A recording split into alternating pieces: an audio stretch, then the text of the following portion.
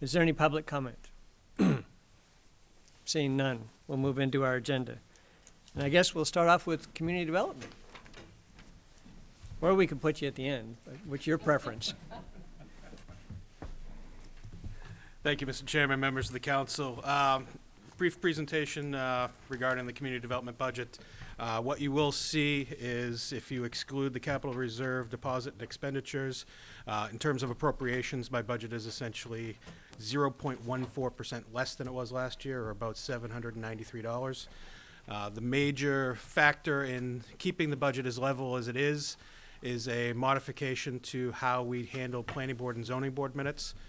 We had a planning and zoning recording secretary who resigned at the end of September to retire and move on. So we have now shifted to my full-time secretary in the office handling the meeting minutes during the day off of the video for the meetings. Okay. We have added a small overtime line of $750 in the unlikely event that we need to have some extra time in order to meet statutory deadlines if we have a significantly long meeting or whatever. But I do not anticipate that being a line that's particularly used given the experience we've had since September. We've had good success in having our new secretary handle that duty herself. So what we're looking at essentially otherwise is a level funded budget other than the usual modifications up and down due to personnel costs and whatnot. I am at full staff at this time. We have had some turnover. We've had Kelly Shamo leave for the town of Milford. She was replaced by Casey Wolf, who's been with us since late September.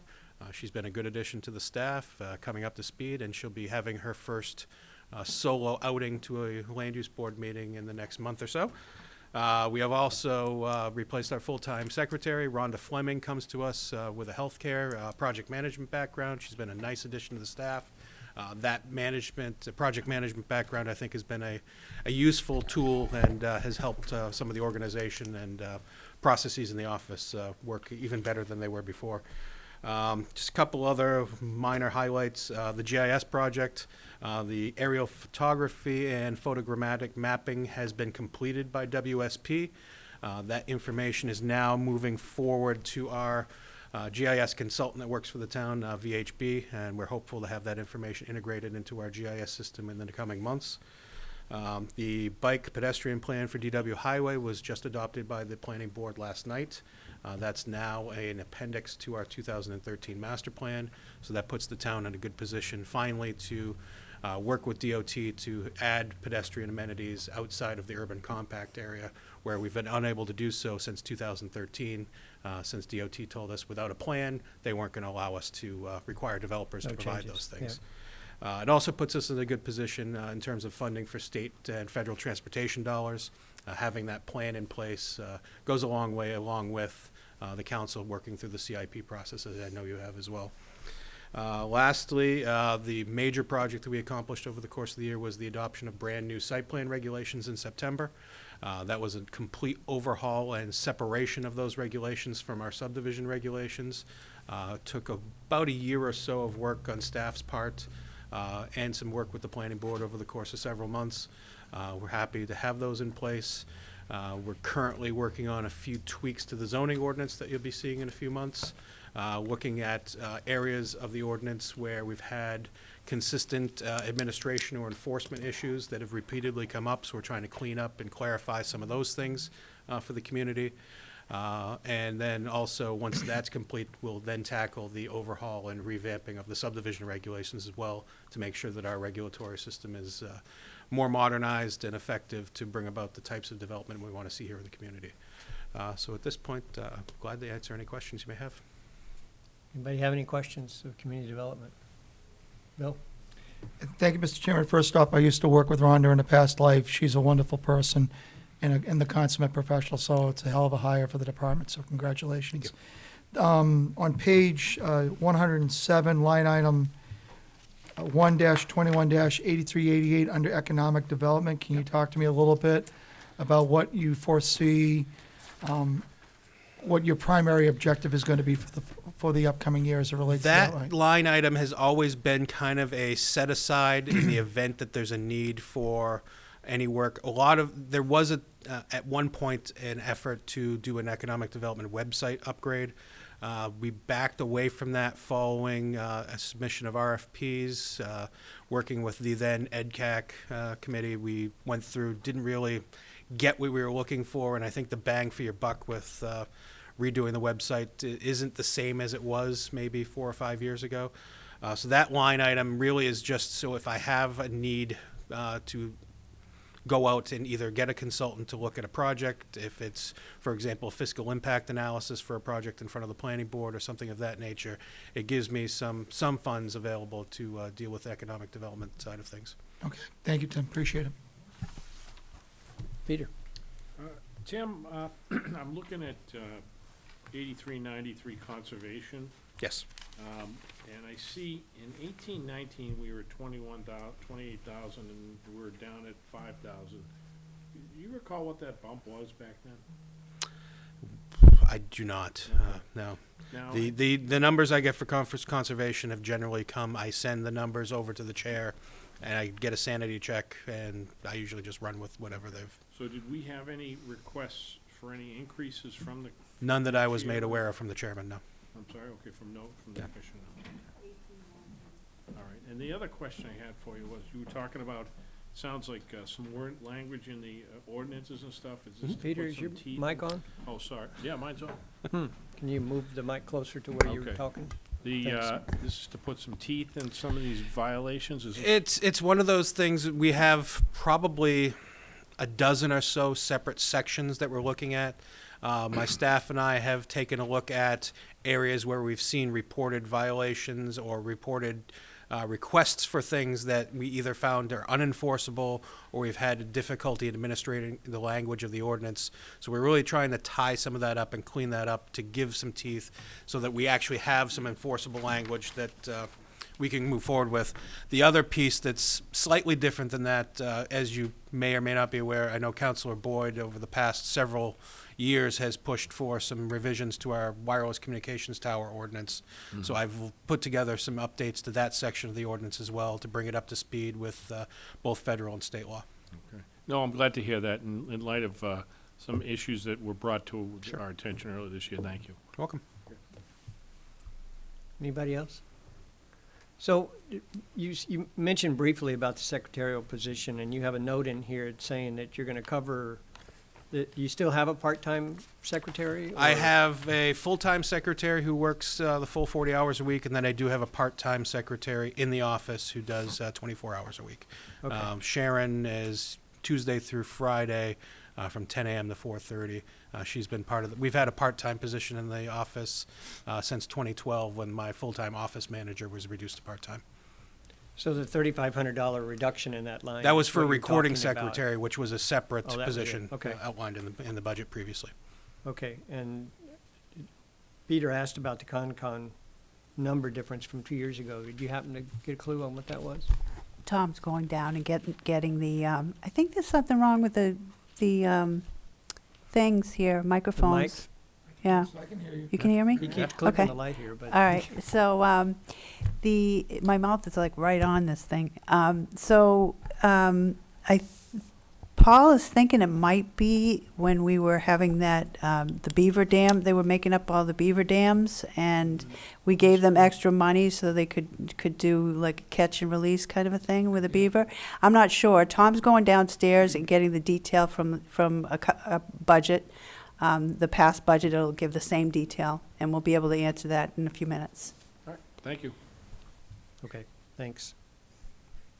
And the 10,000 GIS update is, That's funds for us to use for the integration of the new data from the consultant that did the flyover and the photogrammetric mapping into the current system. okay, but we didn't have anything in that for this year. In terms of That the, line is that line, zero. yeah, that's correct. We've Oh, got it the was 35 the year $20,000 before, reserve so- deposit and the 10,000 expenditure is what I've proposed for this year. Okay. Any other questions? Paul? The reason being we don't have any money in this year for that is because the project took longer than expected. Yeah. So we are just finishing up the project that was approved, I think, 2 years 2 ago. Correct. So we're just finishing up that project, and this is the last bit of money to integrate it into the new system. Yeah, if you that we run. recall, a year ago, April, 2 years ago, April, we had early snow, so we were unable to do the flyover in April of 2017. So the entire project got delayed until the 2018 season in order to do the flyover So- because of snow cover on the ground. April is early snow? Is that what you said? There was late snow, Oh, late snow, okay. I should Just say. checking. I was just wanting to understand. My apologies. I couldn't pass that one up. I'm sorry. No, this is what happens when you race back and forth to Concord to get a kid from practice. I know how that can be. All right, well, I suspect we'll get some kind of an answer later on, and I'm sure it'll be thorough and complete, and probably exactly what he said. I had to deal with the beaver. So I don't have any other questions, if anybody else does. Barb? Hi there. Hi. For education and training, which is 8352, Yes. usually your expenses are about in the neighborhood of $500 or less per year, and we've got, $2,500 in the budget for this coming year. Is a lot being planned? That has been my consistent line that I've had throughout the 8 years I've been here. One of the reasons that I've kept it at that level is I've not used as much of it, given a lot of staff turnover. I typically, given the age and experience of my staff, encourage them to do, and especially now that we're part of the NHMA, there's multiple more opportunities available to them now. But I've foregone a lot of those types of training myself in order to make sure that my staff has those opportunities, given the limited budget that I do have. But yes, we always endeavor to spend and do the training. It just, a lot of times, it boils down to availability and travel considerations. Thanks. You're welcome.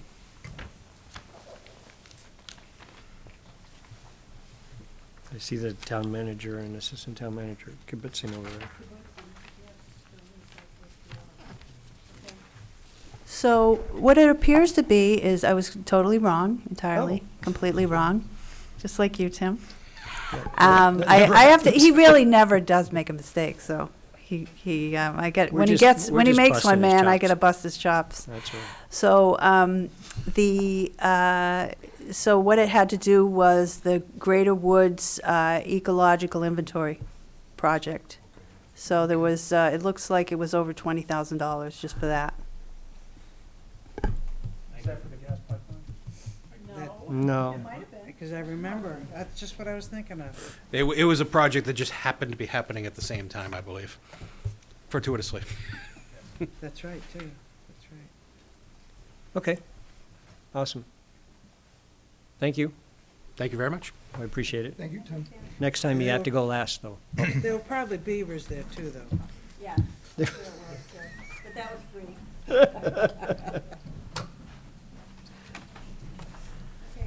Which, These are Kyle's presentation. which brings us to issuance of debt. Oh, no, I'm sorry. We'll get there. So we're starting with solid waste?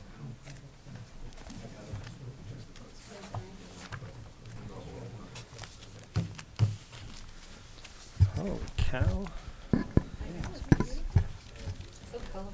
Is he asking for more money? Is that why? Who's paying for ink around here? It came out of the finance budget. That's the way to do it. Go to another department. Oh, I have a so comment he's- that I've got to He's have. doing the, I'd go to help.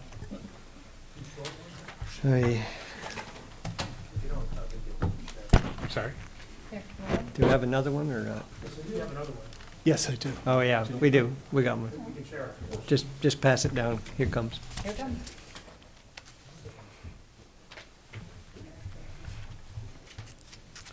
Okay. Good evening, Mr. Chair, Town Council. We're pleased to be here tonight to present our Public Works budgets for the 6 divisions of Public Works tonight. We thought we'd try something a little different this year for your benefit, but more so for the folks at home. For each division, you're going to see a brief intro to what each of our divisions does. And then we're going to list some of our goals for the coming fiscal year for Oh, fiscal so this isn't all 21. one big presentation? This is all the presentations. This is yeah. 6 presentations? Yeah. Okay. And then we'll, You had gonna be me, a long you had me worried. what? That's the solid waste one. It- Yeah. And then we'll get into a few budget details from each of the divisions, and we'll go from there. So first up is our solid waste budget. For the record, my name is Kyle Fox. I'm the Public Works Director. With me first is Chris Perot, who you got to meet last time, our new solid waste foreman. So the Solid Waste Division of Public Works is responsible for the receipt and disposal or transfer of more than 10,000 tons of materials that come into the facility each year. Materials that come in include trash, demolition materials, recyclables, batteries, scrap metal, electronics, and over 1,100 tons of organic material, which we turn into compost, which is then available for residents to use.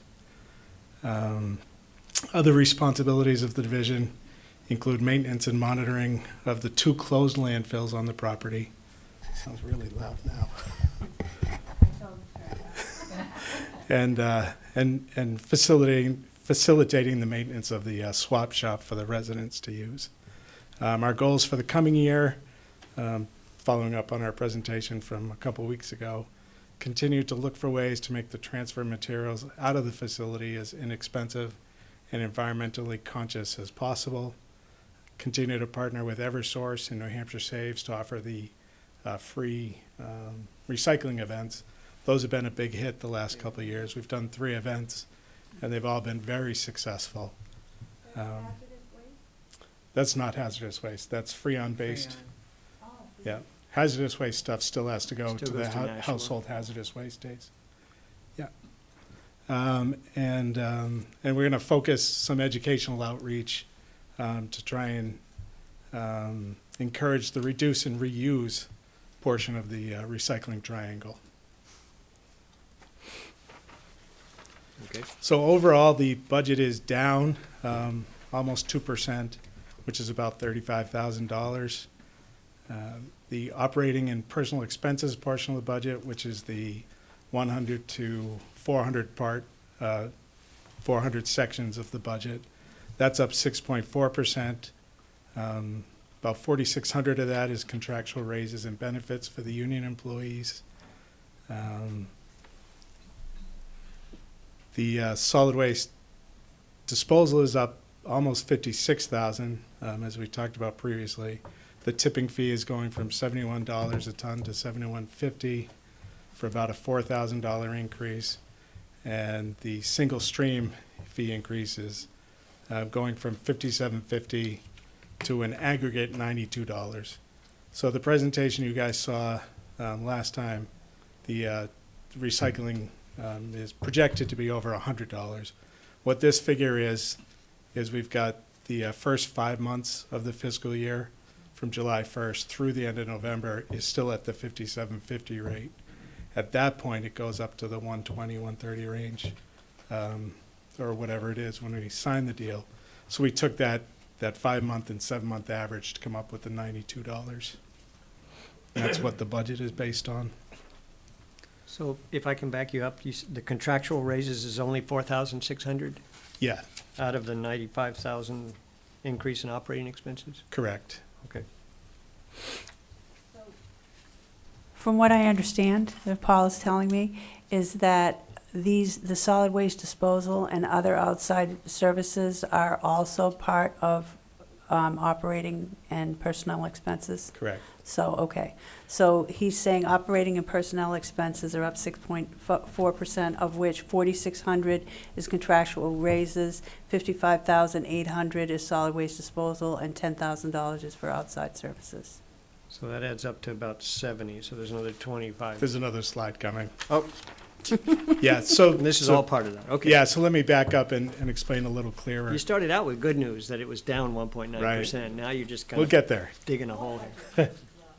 So when I say the operating and personal expenses items, at the bottom of the spreadsheet pages that are in our regular budget books, it breaks things up into three categories: personal expenses, operating expenses, and capital. The personal is the 8100 series. Operating is 8200, 8300, and 8400 series, and capital is 8500. So when I have on the slide, it says operating personal, that's the 8100 through 8400 series. I was wondering how you got there. Okay. Yeah. Thank you. Thanks for the boost. So one of the big increases is the almost $56,000 in the solid waste disposal line of 8355. We've got an increase in our other outside services line item, which is 8359 of $10,000. That's for our ongoing maintenance of the 3 point of entry filtration systems that we currently maintain due to PFAS contamination around the landfill. Our 8370 line, which is our landfill monitoring, that's going up. We're projecting 14,500. Again, that's PFAS related. As part of our annual reporting on the landfills, DS is requiring a lot more PFAS testing and a lot more kind of trying to extrapolate the data and formulate models about how the chemicals are traveling, the interface between groundwater and surface waters. So working with our consultant, we're thinking that that's a real number that we're going to have to spend. Okay. Now the good news, and Yeah. I'm just going to put a little dig in here at the state. You know, too bad the state of New Hampshire wasn't going after St. Gobain for some of their costs, where our little landfill is paying $14,500 every year, and what they're requiring of them is just about nothing. So, just saying. The reason the budget is overall down is our capital expenses for the year. In our current fiscal year, we're replacing the old loader, which was quite expensive. Next year, our purchases are down $130,000, and what we plan on purchasing in the upcoming fiscal year is replacing the third of our 4 live floor trailers.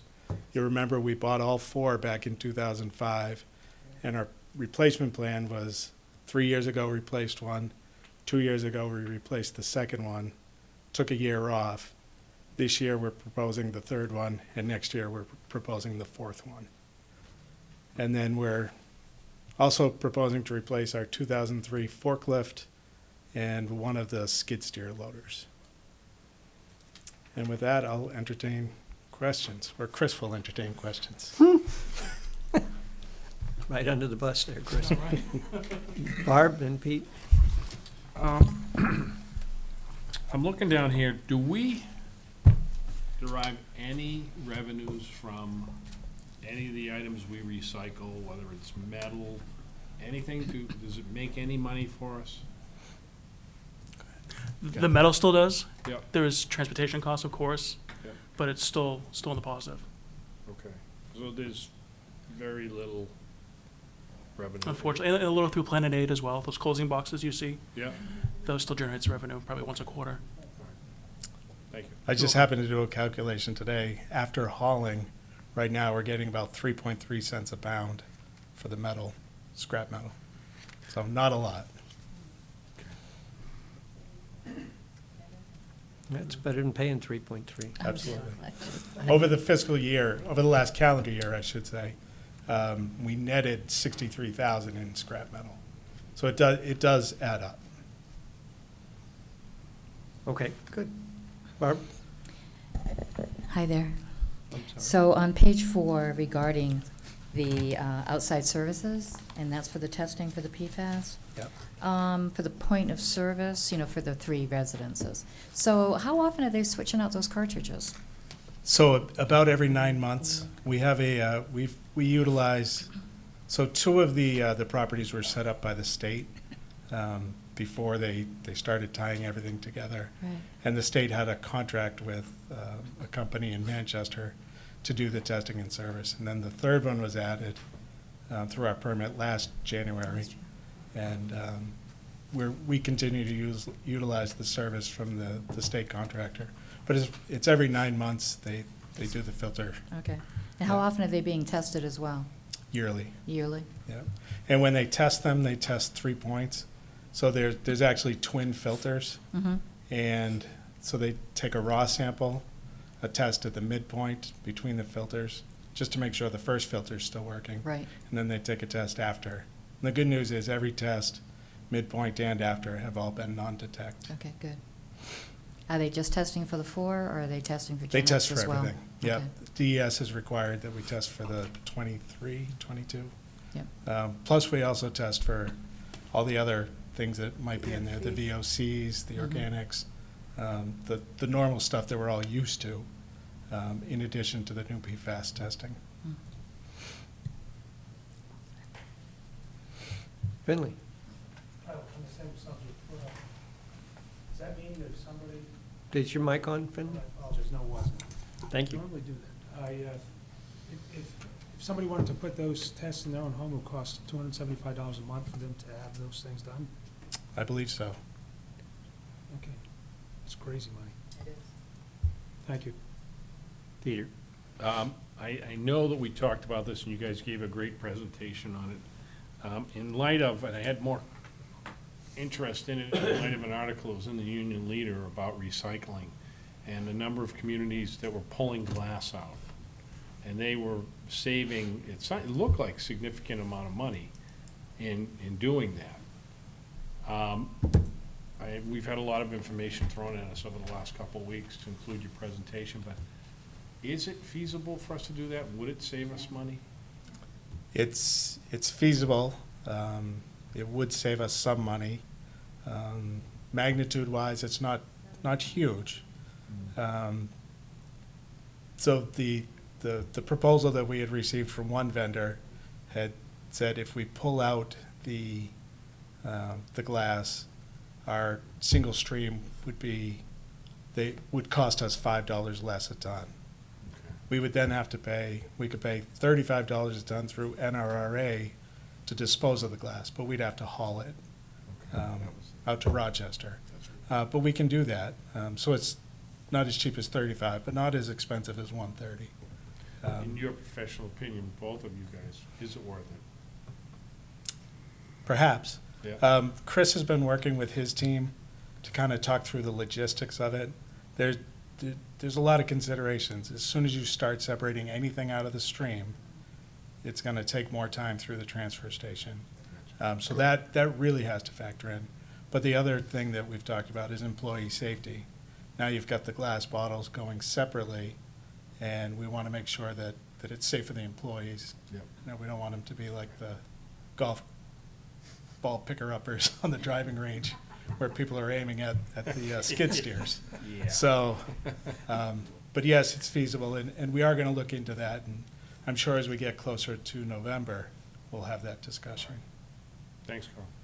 Thank you. Okay, did you have something? No?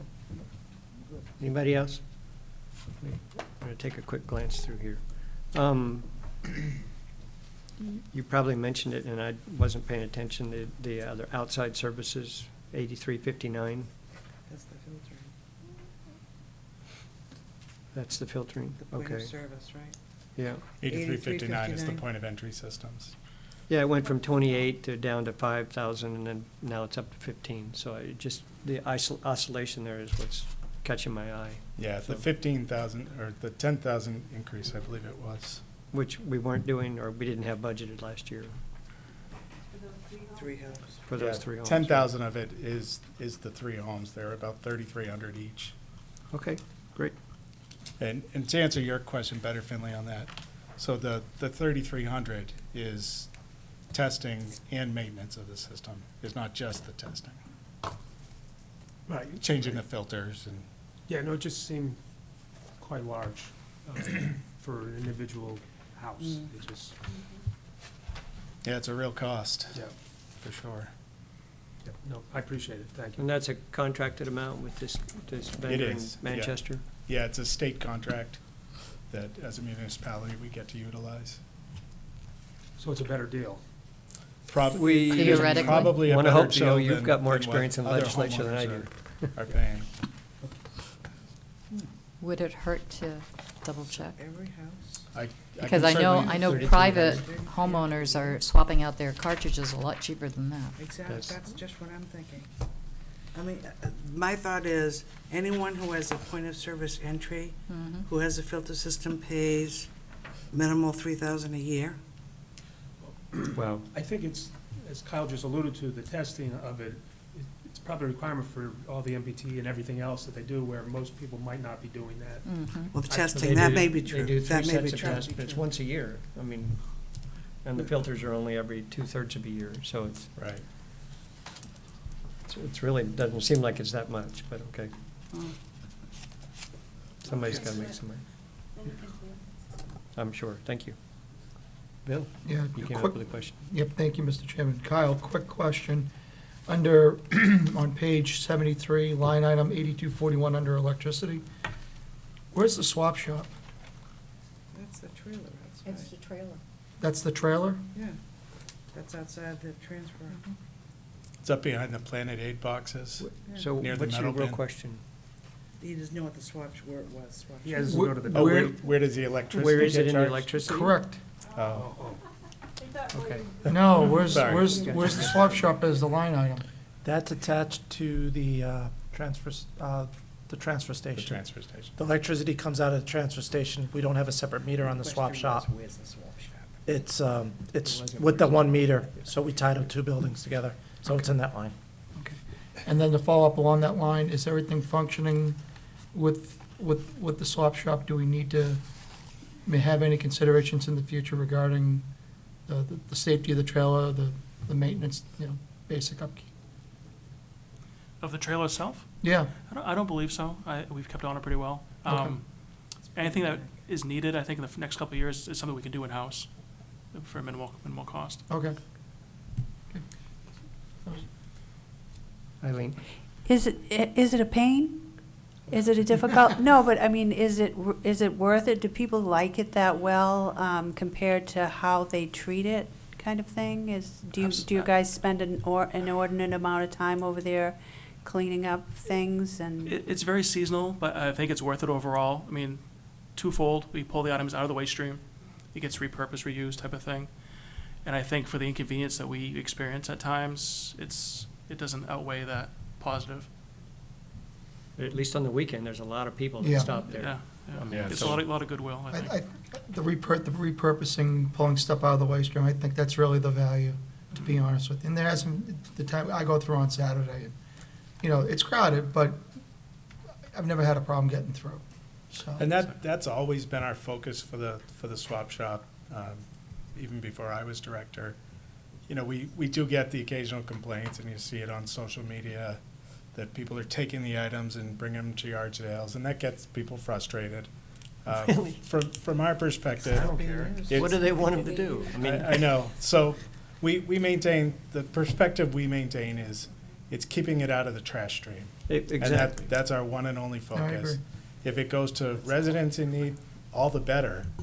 Well, you have but to our be a resident to focus- come in there, right? Our focus is to Theoretically. manage this budget as well as we can, and the swap shop is a great tool to do that.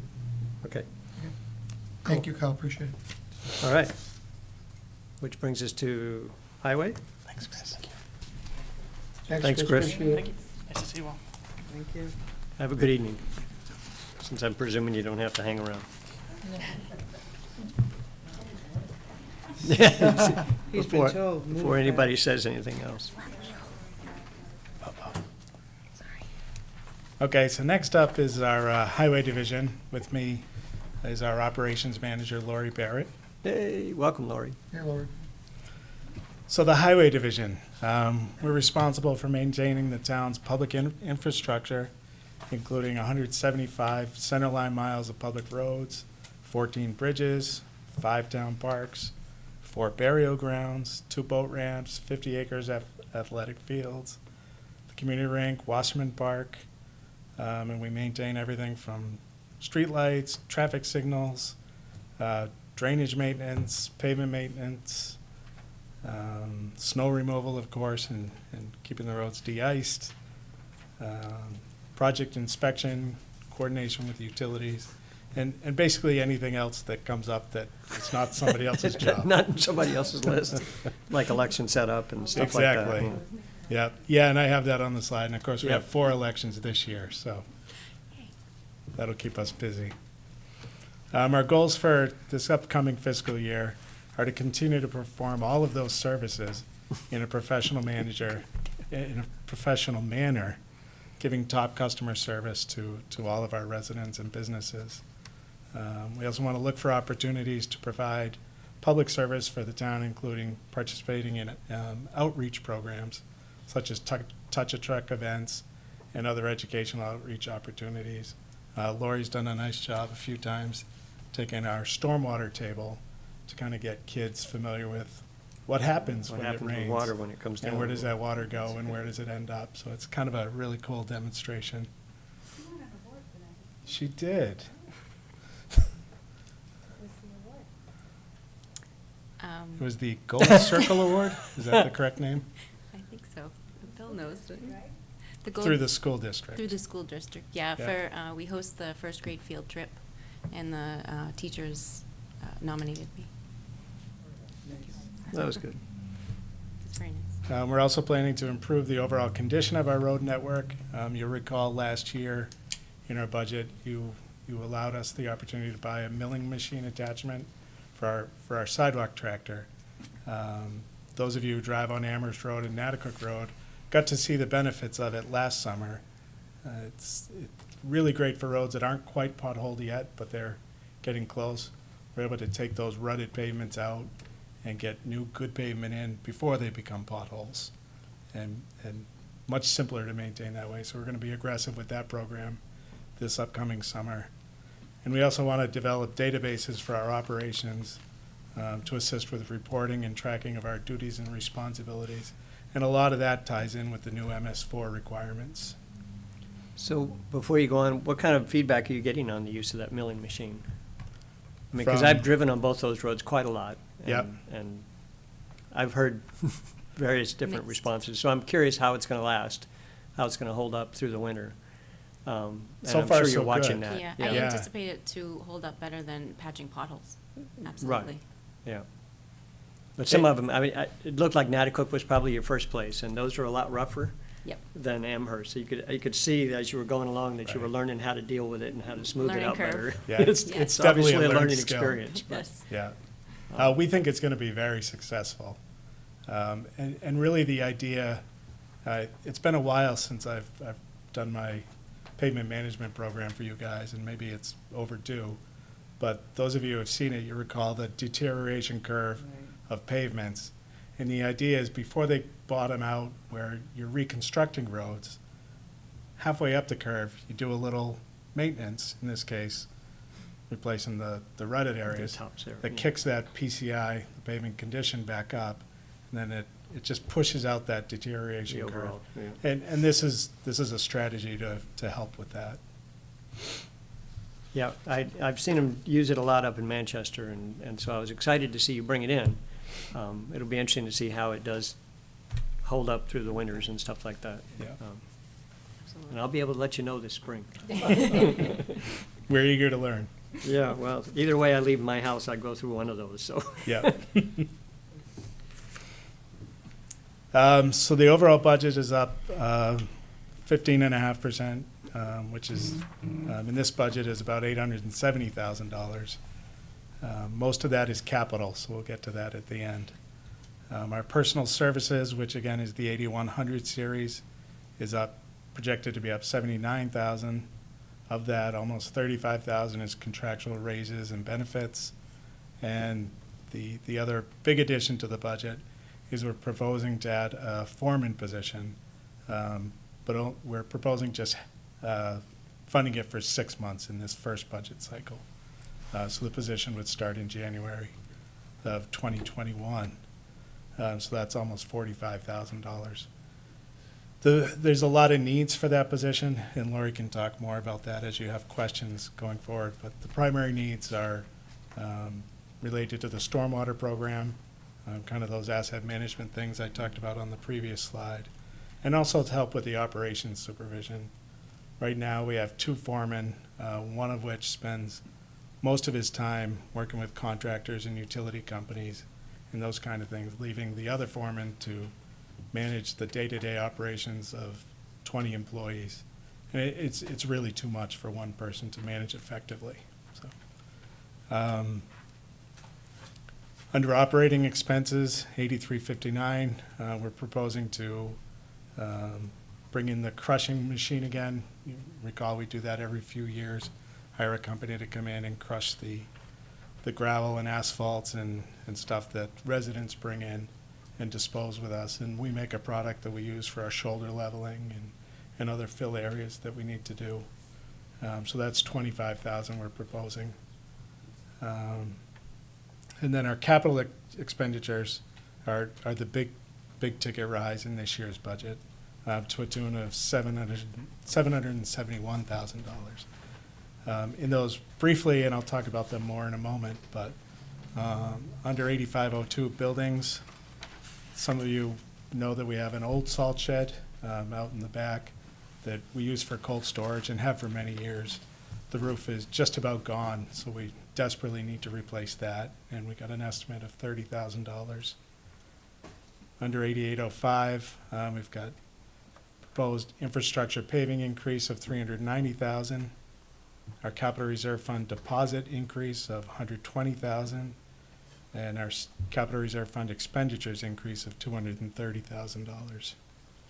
So looking in more detail into what those numbers are from, so the infrastructure paving increase, which again is $390,000, $190 of that is going straight into the paving program, which brings our proposed pavement budget up to $1.19 million, which is light years ahead of where we've been. So thank you for that. Well, we can. Peter?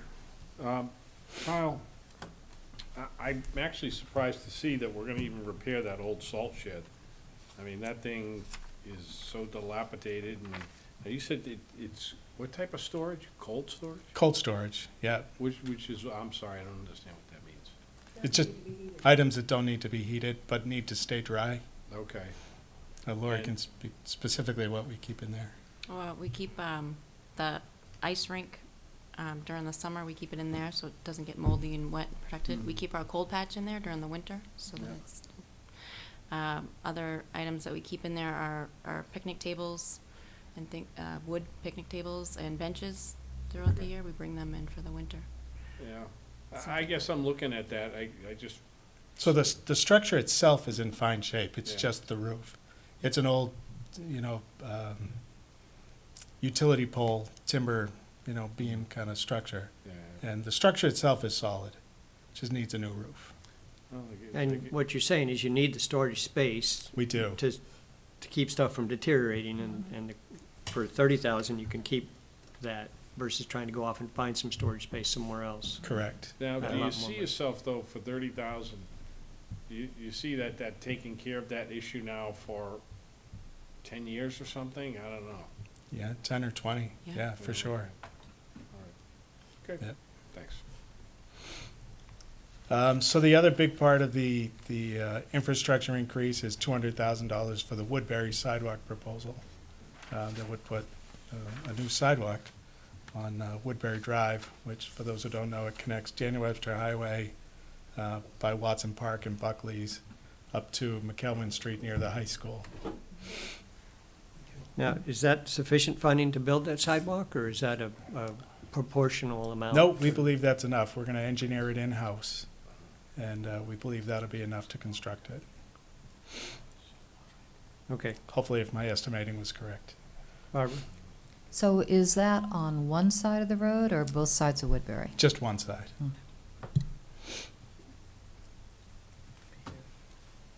Peter? I'm going to say this now, Nelson, forgive me. This came up last time, and we talked about Woodbury, and I know that's one of our wider roads when it comes to secondary or third level of road, wouldn't you say? is. Nope. It's 24 feet wide, just like Yeah, Colorado. it just seems wider than normal.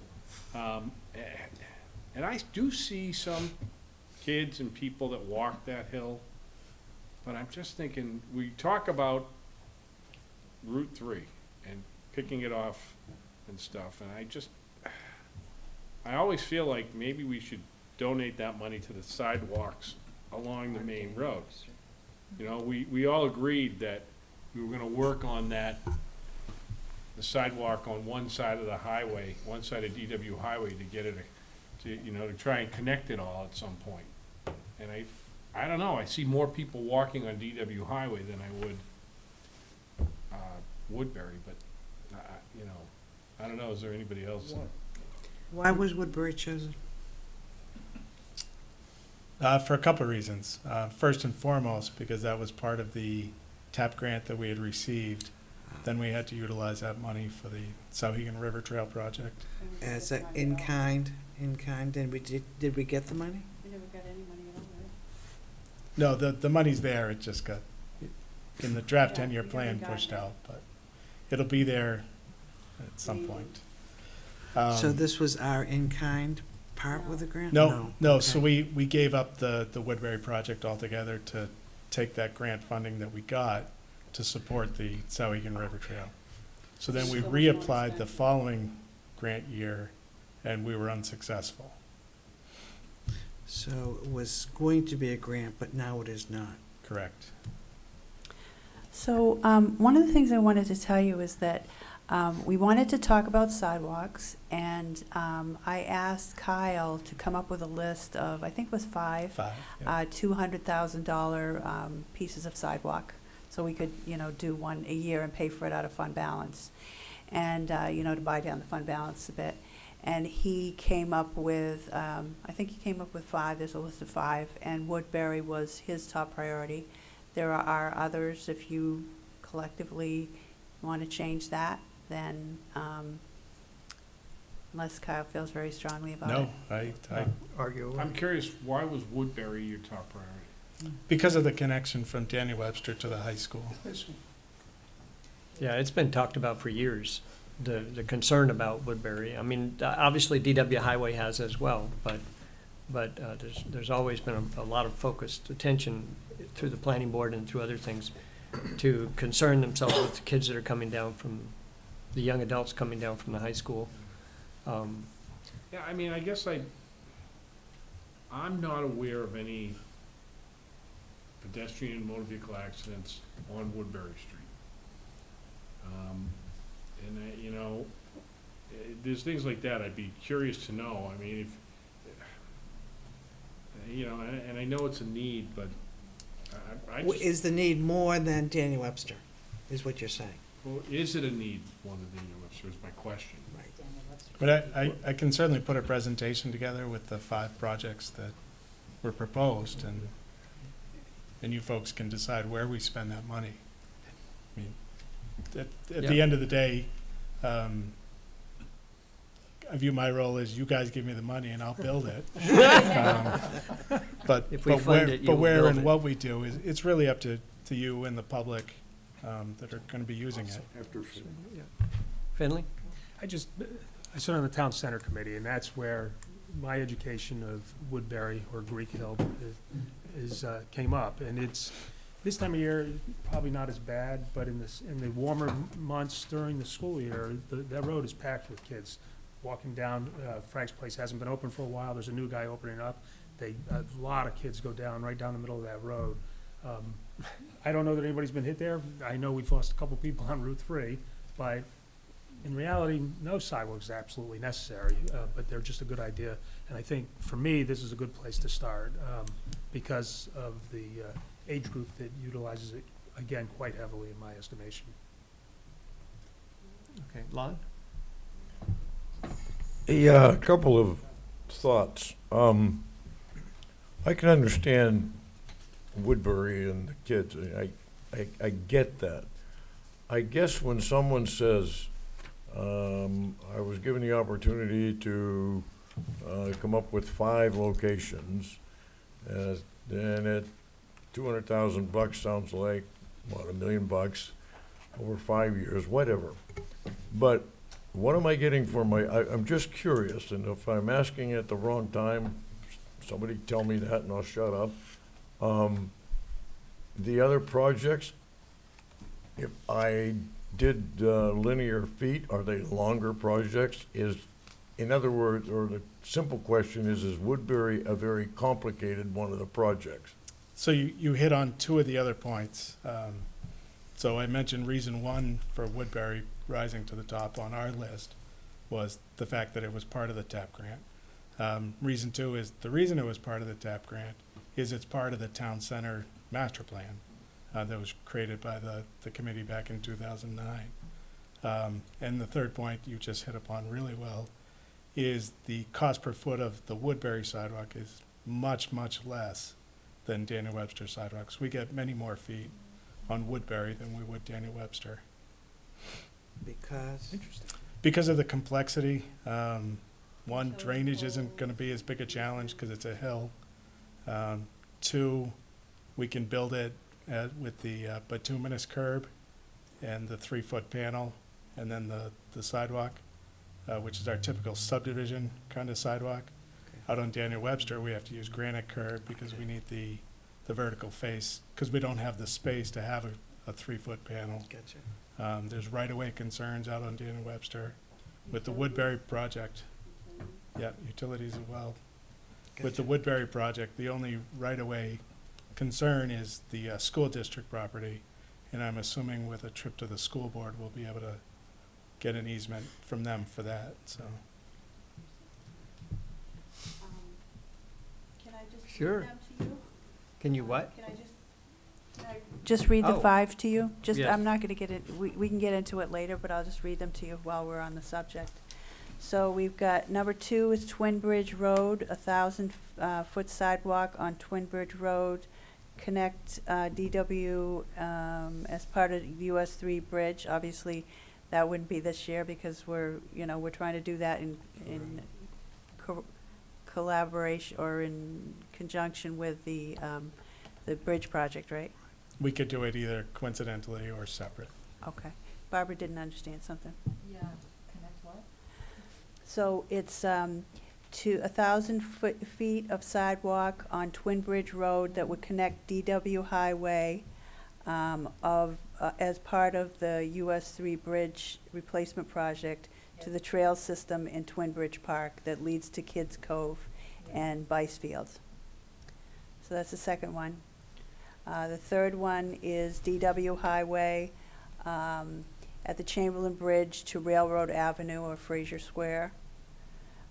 This project is 600 feet of sidewalk on the west side of DW Highway and 155 feet in front of Fraser Square. 4 is East Chamberlain Road to Wright Avenue. Project would construct approximately 950 feet of sidewalk on the west side of DW Highway from the second parcel south of East Chamberlain Road to Wright Avenue, connecting internally to an existing sidewalk section at the New World Gas at 392 DW Highway.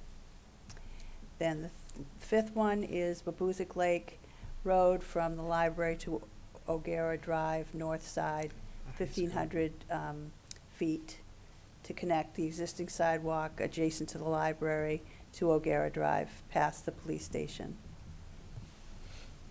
So we'll get you copies of all of those so you can take, look at, and if you want to have a different, if you want to have a full presentation on the priorities, then certainly sounds like it's a good idea. So it sounds like before you, if we leave the 200 in, that before you go off and start doing engineering work, we just make another presentation and kind of get a final okay with which direction you're going to go with it. Absolutely. That would be fine. But this doesn't even start till July 1. so Correct. Yeah. we have some time to. Barbara? Just a quick question. We don't have an ordinance in town that says people need to clear, whether you're a business or a residence, clear your sidewalks. So how would these extra sidewalks get cleared? Is that the little thing that goes around? I saw it last week. Yes. And are you going to need another one? We have 2. Okay. And they are busy going every day after the storms. Yep. So we currently have about 13 miles of sidewalk, believe it or not. So it does take us a while to get to them all. And I guess that's a future question for the council is what level of service of maintenance do we provide? Right now, we have 3 priorities for the sidewalks. We do the ones by the schools first, then we do the ones that connect businesses to like cluster housing, such as the commons and that kind of stuff. And then the third is the rest, which is all the subdivision sidewalks. Depending on the winter, if we keep getting storms every week like we have, then the likelihood of us not getting to all the sidewalks is pretty high. Some winters, we will get to them all. Nancy? Just to let you know, Barbara, that has been for years a topic of conversation. In terms of the advantages and disadvantages of sidewalks that are from the days of Dan Dwyer. This And is, before. or before as well, that's right. That this is not a walking town per se. The center is, we can get into that, but the idea that all the neighbors should have sidewalks is silly. It's just not that kind of place. It's not an urban place. But also the responsibility that goes along with it. Get whatever we put in, we are responsible for, we're liable for. So that is the other side of the coin, that, gee, it's kind of nice, but do we have the ability, the manpower, and the equipment to do it? So you're right on the money. Has been a debate for a long time. Peter? No, and to me, I agree that the priorities, handle the DW highway, handle the busier roads, around the schools and stuff like that, but, I mean, you got Natticook Road, what I like to call the sidewalk to nowhere, that goes 1,000 feet and it just ends. To me, do we actually use the sidewalk clearer on that? We do. I mean, We're going past it most of the times. yeah, that always astounded me, so. Eileen? I'd say probably about 12 or 15 years ago, goes by so fast, in Belmont, New Hampshire, there was a sidewalk that was built by the town that was actually on I think it's Route 3 there. And a person that was in one of those wheelchairs, those mechanized wheelchairs, was trying to use the sidewalk and got hit. And it was the town had not plowed it, and it was an enormous lawsuit. So there's, not only is it the issues of maintenance, but the responsibilities and liability that relates to making sure that you do. I mean, sometimes you're just tossing the dice if you don't get them done, Well, I guess to me, maybe some of these subdivisions that don't necessarily need sidewalks, maybe we should stop requiring them. If the builder wants to build them at their own, if they do it on their own without us requiring them, we don't have to maintain those. Is that correct? If it's an approved site plan, they would have to be covered, I suspect. Yeah. So, I mean, But it's in the town code right now, so that would have to be changed, and that's, because we require it, I think, on most Well, developments now. If it's a road accepted by the town, then we would have to maintain the sidewalk. The only way we wouldn't maintain it is if it was a private road.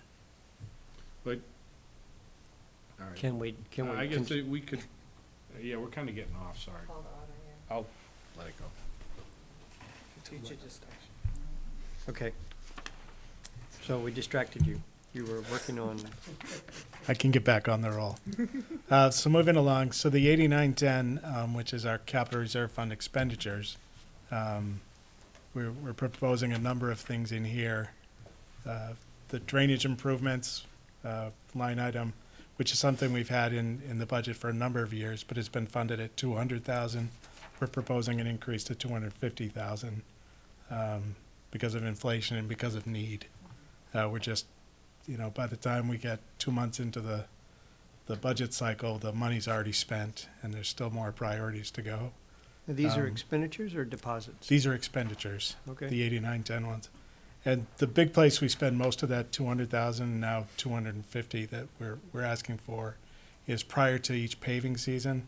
We know what roads we're gonna be paved. Before we pave those roads, we look at the existing drainage infrastructure. If there's metal pipes, we're automatically replacing those, because those are, as we know, Those are failing. yeah, they fail quickly. You know, and the rest we look at and see what's appropriate. So a bulk of that money goes into what I call our pre-paving program. We're also proposing $350,000 for the Gale Road drainage project, which you heard about at the CIP presentation. $150,000 for the Depot Street boat ramp repair. Again, that one, the Depot Street boat ramp is a nice little facility off of Depot Street. There's a little tunnel that people can take their canoes through, and a nice little stone walkway out to the Merrimack River. With the changes in river elevation over the years, the end of the ramp is now gone. The rocks were torn away, so we're proposing a fix out there. It's an expensive project, mostly because of access. To try, you can't get big equipment there because you're blocked by the railroad tracks. $50,000 for the Severance Bridge canoe launch. For those of you who've been down there, the riverbank has long since been eroding away. We've worked with George May and his group, the Sauhegan River Advisory Committee, trying to come up with some sort of plans. And we had worked with Conscom to try and think about moving the canoe ramp out to the Fields Farm property. Unfortunately, Conscom they don't have time to make that project a priority. So we're gonna focus our energy on maintaining the one that's existing. And then as far as equipment, we're proposing to purchase two one-ton trucks, which would replace a 2008 and a 2011 truck, a 6-wheel dump truck, which is a 2009 model, a 3/4-ton pickup, and a landscape trailer. Okay. Yeah, please. What I wanted to say about the capital expenditures, I want to keep driving this point home. A lot of these aren't just freewheeling expenses that you can just eliminate and affect the tax rate. I'm going to pass this around, these sheets around to you. And basically, this is a part of the budget presentation where I told you certain amounts of money were coming from fund balance. So, for instance, if you cut the sidewalk money, you'd have to cut the revenue as well. So it wouldn't be you could change it around. So of that $771,000 on this list, you see 650,000. Only two of them are not in the highway budget. So there's one expense for tennis courts that's in Parks and Rec, and then there's another expense for the lighting upgrade in Town Hall for $50,000 in general government, leaving $563,000 of the additional expenditures in capital expenditures are actually coming from capital reserve. So I just want to remind you again that even though it looks like our expenses have gone up, and they have, they're being used, they're actually coming. They're not part of the operating expense, but they're actually coming from using money from fund balance. Tom? Peter? A couple of things, Kyle. Sorry. I'm glad to see that the Depot Street boat ramp repair work. But also, I don't know if you've noticed or anybody reported it too, somebody went crazy with spray paint down there. Okay, so you guys aware of that. Yeah, the Severance Bridge boat launch, when did that's fairly new, right? That was just created in the last year or two?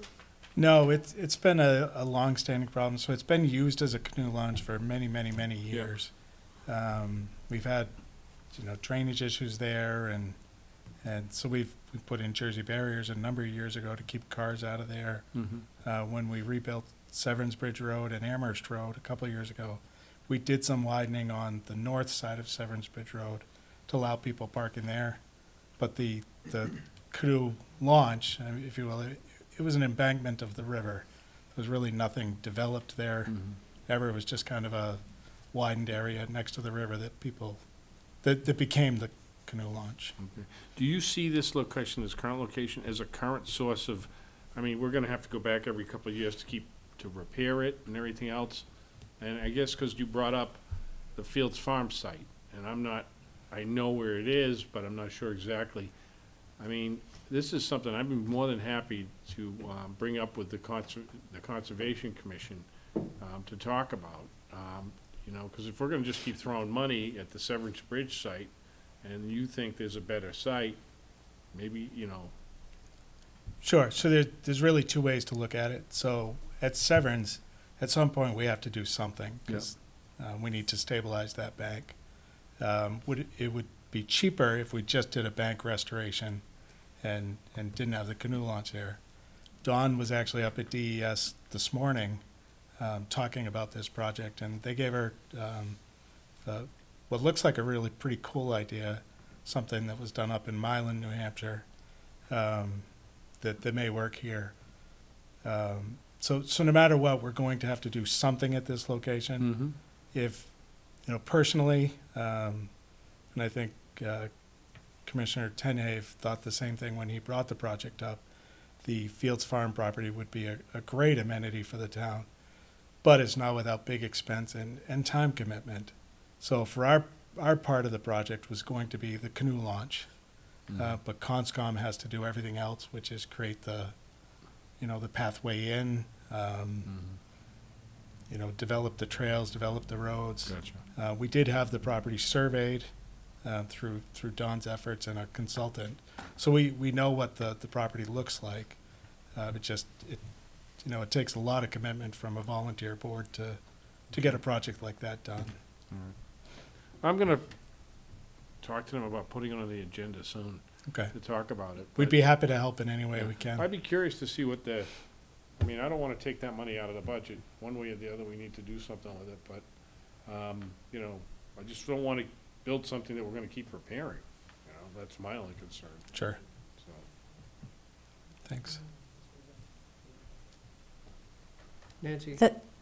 That's been there for a very long time though, right? It has. Yeah. Yeah. So it's not like we're repairing it every 3 years or something. We've No. never repaired, it's been there for probably at least 15 years, probably. Oh, probably way longer than Yeah, that. and we've never done anything with it before, so. And I know people have used it, I just didn't know it was formally a launch.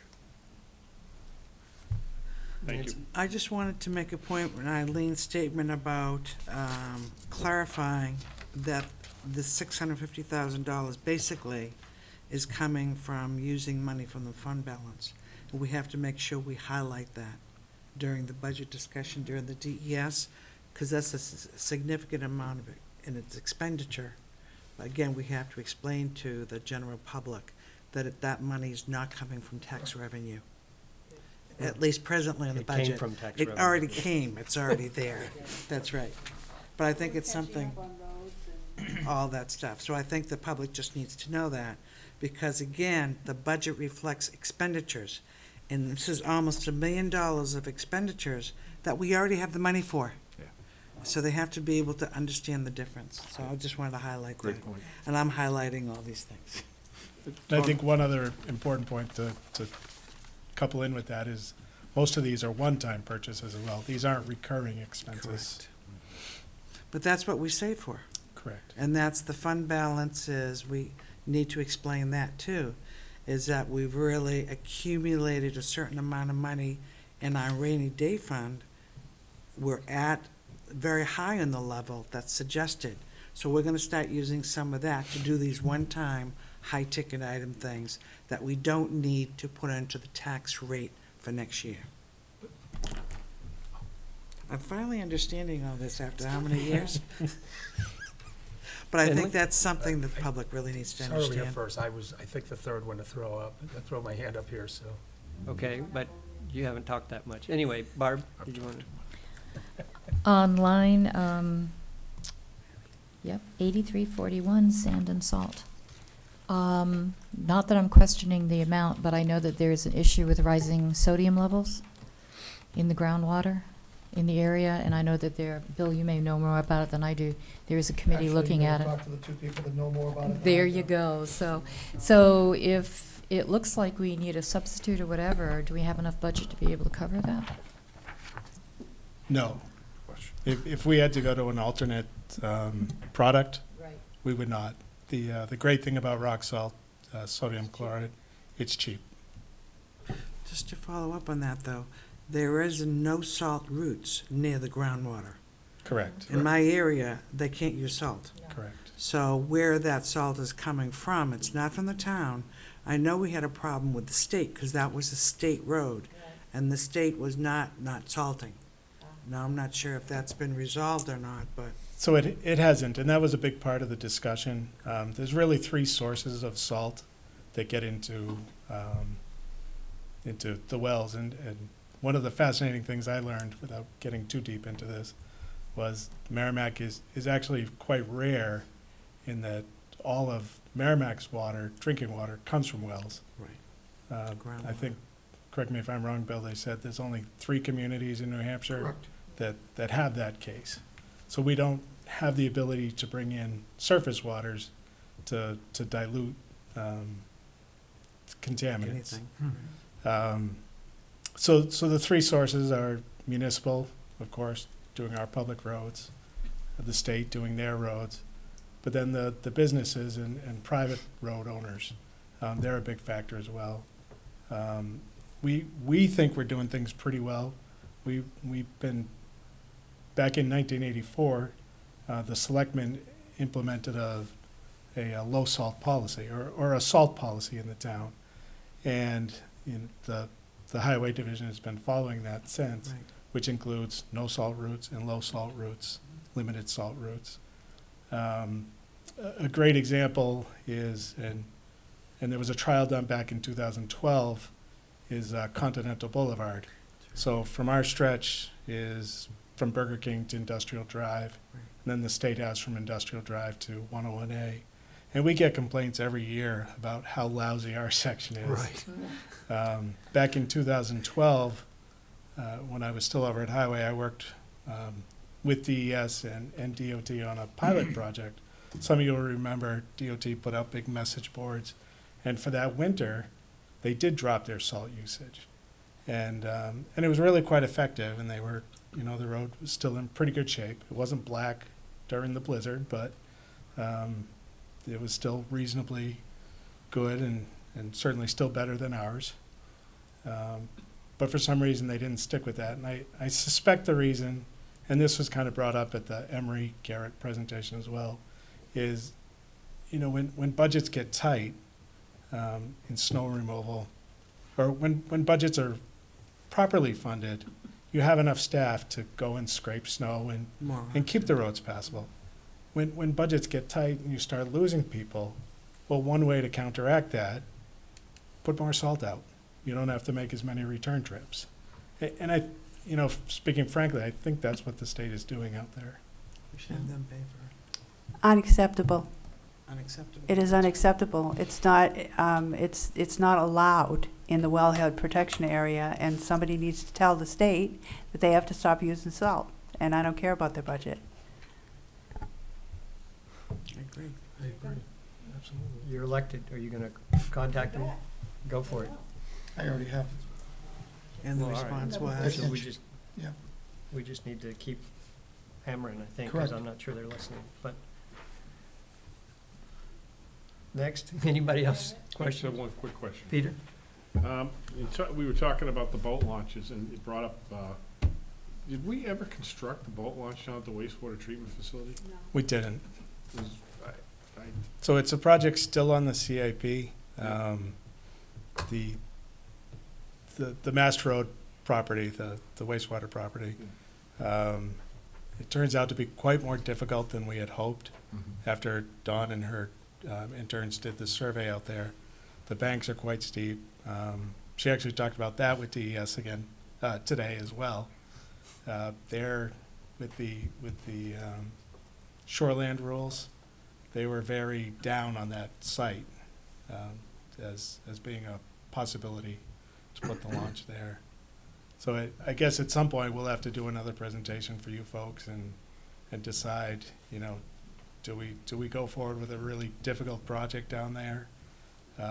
Do we try and put some money into improving the access to Griffin Street where it had always been proposed? But that's probably a discussion for another day. Gotcha. Thank you. Finley, do you have something? It goes back to the commentary about these expenditures are not going to be coming out of the property taxes. But it really has to be known that we do budget in a fashion that doesn't, there's not a plan to build that up, that we, you know, that we are conservative in our approach, and it's just because of all the multiple things that have impacted over the past handful of years, it's been piling up. And so we're ultimately trying to get it down to a level, maintaining our tax rate at a stable level and trying to get these one-time projects accomplished. And I think it's important that people know that. I just think, to add on to what Finley and Nancy says, I think it's important for people to understand that we don't go around kicking our heels up and looking for projects to do. It's, you know, Kyle has told us repeatedly that the amount of money that we are putting into our roads are woefully inadequate every year. And so most of the money that we're proposing to have come from fund balance is to jumpstart the road, you know, catch up on the road improvements. So it's not, we don't just say, oh, look, there's money, let's go do things. These things have been on a waiting list for a long time, most of them. Yep. Yeah, and that's very clear with sidewalks. I mean, that's been talked about since I moved here 28 years ago. So it's definitely been in the conversation. Did you have something, Bill? Yeah, I did. I'll wait till everybody else is done. Well, you're up. Okay, thank you, Mr. Chairman. Kyle, page 66, line item 8354, under traffic control devices. Are we going to be adding any additional speed limit signage and any additional bike signage, you know, 3 feet from the edge of the road when a bike is riding the road? Are we going to be adding anything along the town lines? I just, from where I sit, I think when I'm coming, and maybe you can correct me if I'm wrong, but when I'm coming south from Bedford into Merrimack, there's usually a sign, Town of Merrimack posted speed limit, when not posted, it's 30 miles per hour. Do you have any type of a plan in place to add signage or improve the existing signage that's out there? Or even adding even additional speed limit signs in more frequently traveled areas of the community? Short answer, no. Okay, We do have a responsibility to maintain the existing signs. Okay. Any signs like those are in the town code, so we can't just add them without your permission. If there's additional signage that you folks would like to see, and it goes through the town code process, then we would put them in and okay. maintain them. Regarding the bike width signs, you know, I've probably said it 100 times, signs don't work. Nobody's going to follow them, so why put them out there? Okay, What we have done on our main roads and continue to do, with the exception of Daniel Webster and Continental, all of our main roads, as we repave them, we're now striping them at 10-foot lane widths instead of what we used to do was 12-foot lane widths. So that's giving pedestrians and bicycles an extra 2 feet of travel way. And from the folks who have noticed that, they've had a lot of positive comments with that. I had a lot of discussion with Nelson when we piloted that, and I kind of wanted to keep it quiet just to see what the reaction would be without drawing attention to it, to just see how it naturally worked. And from the accounts I've received, it's all been positive.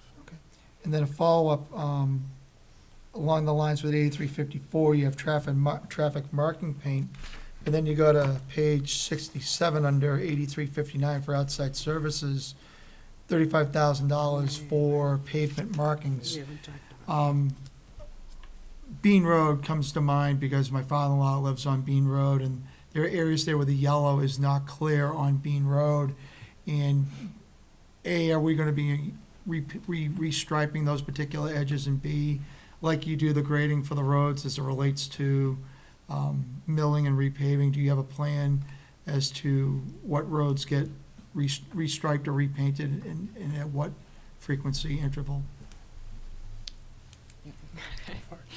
Yes, so the first question, the 8354, traffic marking paint Marking under paint. that item is what we do in-house. So we do stop bars, we do arrows, we do onlys, crosswalks. Right. So that's our paint for that. And I've seen your team out there off of Bedford Road doing some of the stop stripes out there, so I really appreciate that. Yep, And we absolutely. obviously, you have a plan. You know what needs to be done on On an annual basis. gotcha, okay, We definitely hit schools first with the crosswalks, and then work our way out from okay. that.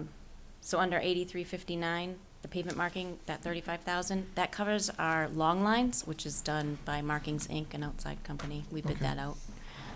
And we do have a plan on what needs to be done. We know that when we pave a road, we need to come back the next year because it tends to get absorbed quite quickly, and Bean Road's one of those. Okay, perfect. So we'll be back next year. Not just Bean Road, but, other parts of the Yep. community that have similar situation. Absolutely. Okay, perfect. Thank you, Laura. And additionally, Bill, in that line item, we're proposing an additional $5,000 this year. We've been funded at $30,000 for quite a number of years. The costs are increasing like everything. So we are proposing $35,000, so we can hit those areas that we haven't been quite able to get everything we should in a year because of funding. So this will close that gap to be able to get those areas like Bean Road. So which you are you mentioned. gonna, is the town, I guess, follow up, Mr. Chairman? With this, are all the roads gonna be caught up to date by the time, with this funding amount? Yes, Yes. All the streets will have pavement markings, yes. That- They that are rel- won't, they may not all be new in a year, but they'll still be visible? but they'll be and let- visible, Perfect, yes. that's what I care about, okay. Okay, thank you. Thank you, Mr. Chairman. I want to go back just for a second on the Severance Bridge canoe launch. If we just, if we don't make it a canoe launch because there's a possibility of elsewhere, what is the cost of fixing the banking? Or would that be 50,000 also to take care of that? It wouldn't be 50, just probably in the 10 to 20 range. I would just spitballing, but Okay. And we'd have, in large measure, it depends on what DES requires us to do. In the old days, we would, when you have areas in a bend of the river like that that's prone to erosion, you put some soil back in, throw some fabric down, and stone the heck out of it. DES hates the use of stone on riverbanks now for environmental reasons. So it really depends what they would require us to do as to what the cost would be. When I presented CIP, to fix the riverbank is between $25,000 and $35,000, Okay, thanks, Paul. around there. Because, and I didn't talk to Dawn today because she was up at DES because of the new stuff, but that's what we were looking at in there. It's about 25, 30. And don't forget, that's a longer stretch of road, and the reason why we want to shore up that riverbank, we don't want to lose the road. Right. And Sauhegan rises and goes down and takes whatever we put there. So it's definitely something that we got to spend some money on to fix it right the first time. So we're not doing what Councilor Albert says and going back every year to fix it. So it's between $25,000 and $35,000. thank you. I like Kyle's number better, but okay. Quick question, page 67, 8371, MYA. I noticed that there was a decrease in $30,000. I'm just curious as to what It was the paving of their parking lot. okay, which is not being done. Correct. It was a one-time expenditure. Thank you. It's getting done. See, if you had an electronic version, it tells you that right here. Oh, look at the techie guy. Touche. Marcus asked a question, I didn't read that, sorry.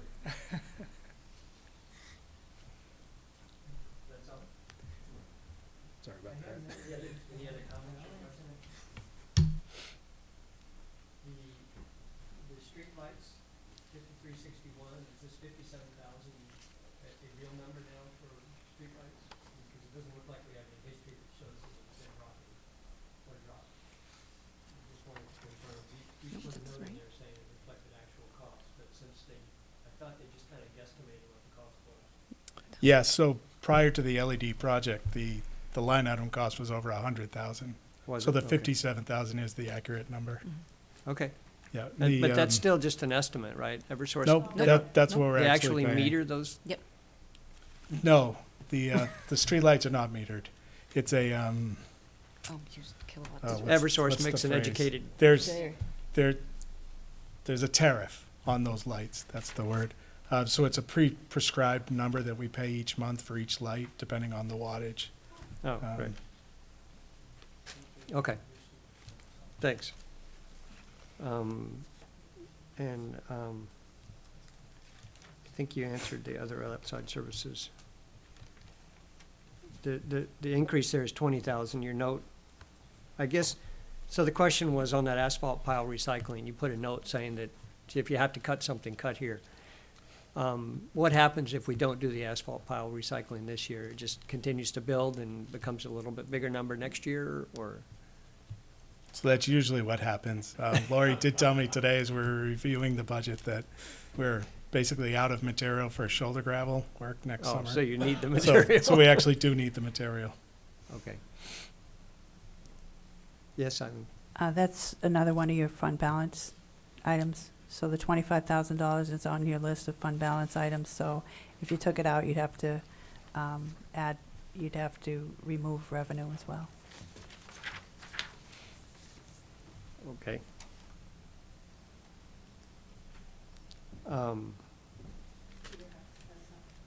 Peter? Kyle, when we ground up all this material, is this what we use for doing some of our dirt lots and so forth? No, we use this to back up our new paved, So do you back, you what? the newly paved roads, we back Oh, up the yeah. All right. Are you talking about millings? Yeah, I know Oh. that, okay, so Yeah, I no, know there was a that's not the shortage same of thing. that too, so. Right. Okay. It's asphalt, concrete. Is that what you're saying you're using it for? Yep, I think Peter was referring to the millings that come out of the paving program. Okay, so what That do we- you, what we- were you saying they use the asphalt for? I'm sorry, I don't understand roads. So there's two different piles. One is the pile that we take from residents, Yeah. asphalt, concrete. We crush that, we mix it, and we put it back up our newly paved roads with it. Oh, What do you mean by Okay. backup? We, Shoulder work? shoulder work, yes. okay, good, so that's Thank what, so that's just been building up, and every year we say, no, we'll just wait another year. And this has probably been maybe at least third or fourth think year that it's- it's I think it was 4 gotten years cut out of the ago. budget. Yeah. Yeah. Yeah, and the only reason I brought it up was because I know a couple of conservation parking lots, conservation area parking lots are in need of some of that milled The millings. material So- to kind of and last year reconstitute we them, didn't so. mill. Correct. That's what, they had requested it at Wildcat, Yeah. and we didn't mill last year, but are we doing it this year? We don't have our paving program developed yet. Yeah. We try not to mill because it's really wasting a product that we paid a lot of money to put Yeah, down. So we only mill in certain instances. But if we do, we will always keep you guys in mind. I appreciate We'd it. like to finish Bishop Field and work on certainly the Wildcat Falls one. Gotcha. I can't say enough about how the parking lot at Horse Hill and the one down at Wasserman came out. Tremendous amount of improvement for both the users of it and for us from a maintenance standpoint. Yeah, yeah. They're holding up. Thank you. Just a quick question on 8260 telephone. That's jumping $4,000 or $5,000. And it's not clear what changed there.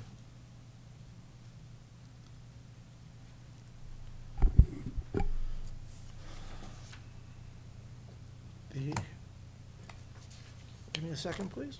I mean, it was 9,000 last actual, and then 6,000 is budgeted for this year, and it's going up to 11,463, so. And there's some note about We cell have- phones, but. We have, it Not looks that like, the the consolidated communication for the new facility is costing us $4,200 on top of what we had in the last year. We have two facilities now. So we have Consolidated Communications has actually brought in the lines for the new facility to include the alarm system, the fire alarm system, and a service line. And right now, our contract is for a 12-month period of $350 a month, so that's an extra $4,200 in the budget on that line item. And if you take the $6,000 that we had plus the 42, that brings it up to $10,002. And then cell phones have increased from 3 to 4 with the new foreman that's coming on board. So some of that cost is in there as well. And then a little increase for our VPN, internet and cable. That's doing. Okay, so you're saying Consolidated Communications line is a brand-new line? Correct. That's the brand new We never line. had any communications out there before, or? It's It was it's rolled the in. copper lines to the buildings for the life safety systems, the sprinklers. So Yeah, because we have the new building, we had to bring new lines into the new building because the old lines had to stay in the old building because we still have fire alarms and sprinklers in that building as well. So But basically, there's no line for the old line in here. that's because it was rolled into telephone cost allocation before. The Because it was 1300. it's with our old provider. Not to get Okay. too weighed down, we have Windstream currently, who's our reseller. For everyone, police, fire, everyone. When we went to, we were looking at changing providers. So when we did that, we had Consolidated come in, do a year contract just on the new facility until we can make a determination on who we want to go with the new provider. And once that comes in, that will all be rolled into the cost allocation for the phone system.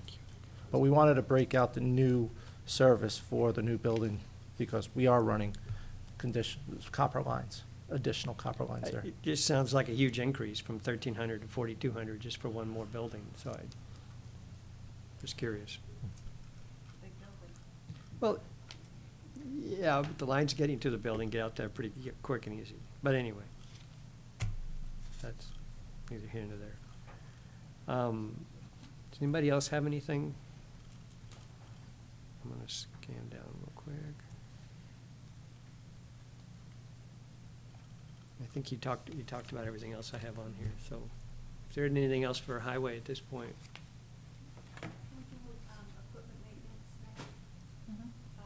Because Lori needs to do that. I asked if we could move the sewer project up, but while Lori's here, there's a real quick one with equipment maintenance, so if we could do that first, and Okay.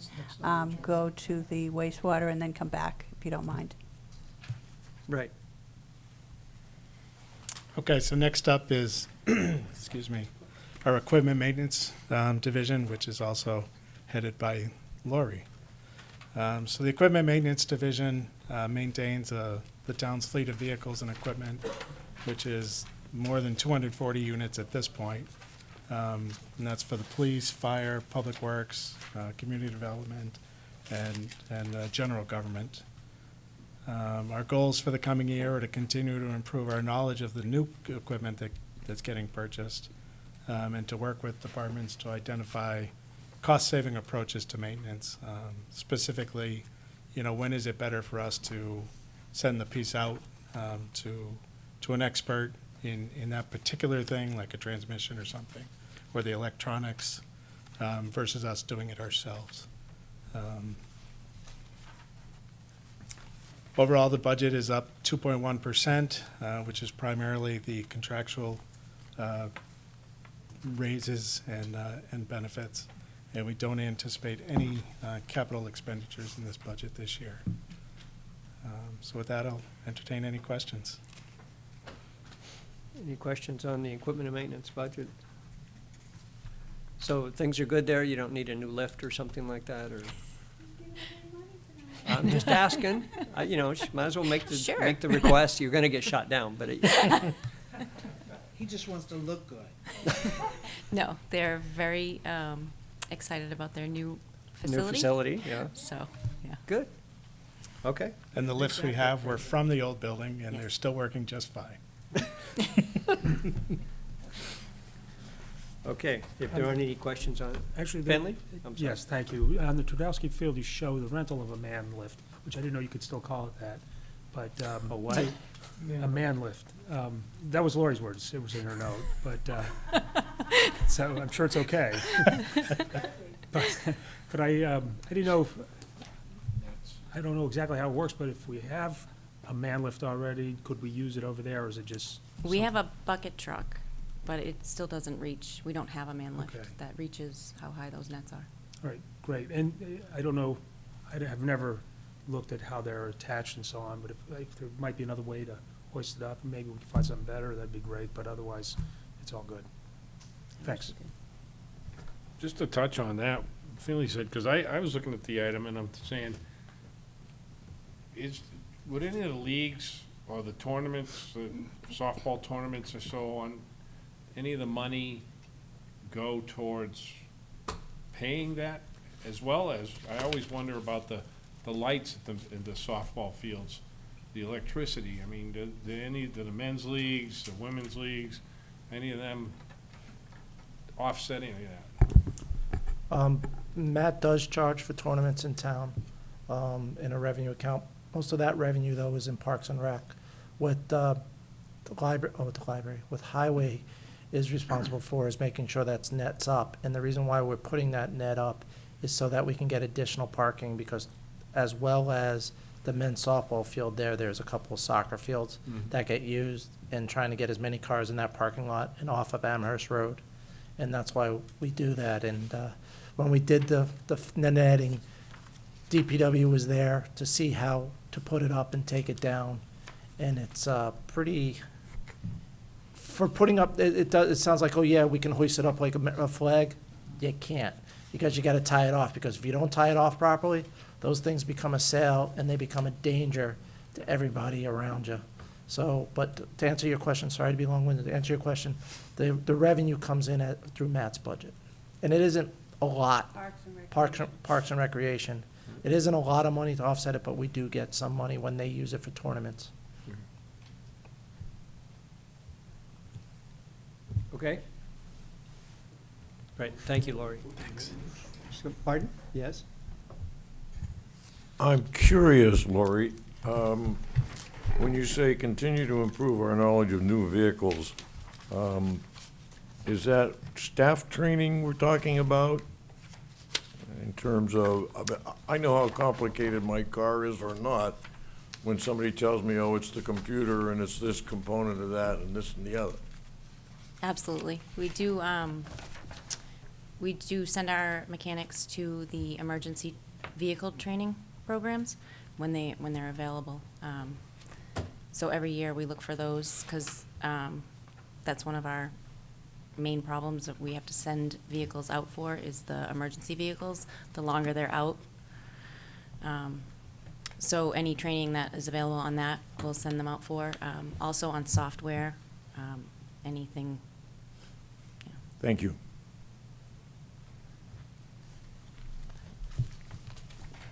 Now you gotta run, or you might get called back again. So, Thanks, Lori. Thanks, Lori. thanks. I want to take the opportunity to move to wastewater treatment at this point, to get people through here, if you don't mind. Toilet paper stuff. Always fun. Still hasn't decayed, huh?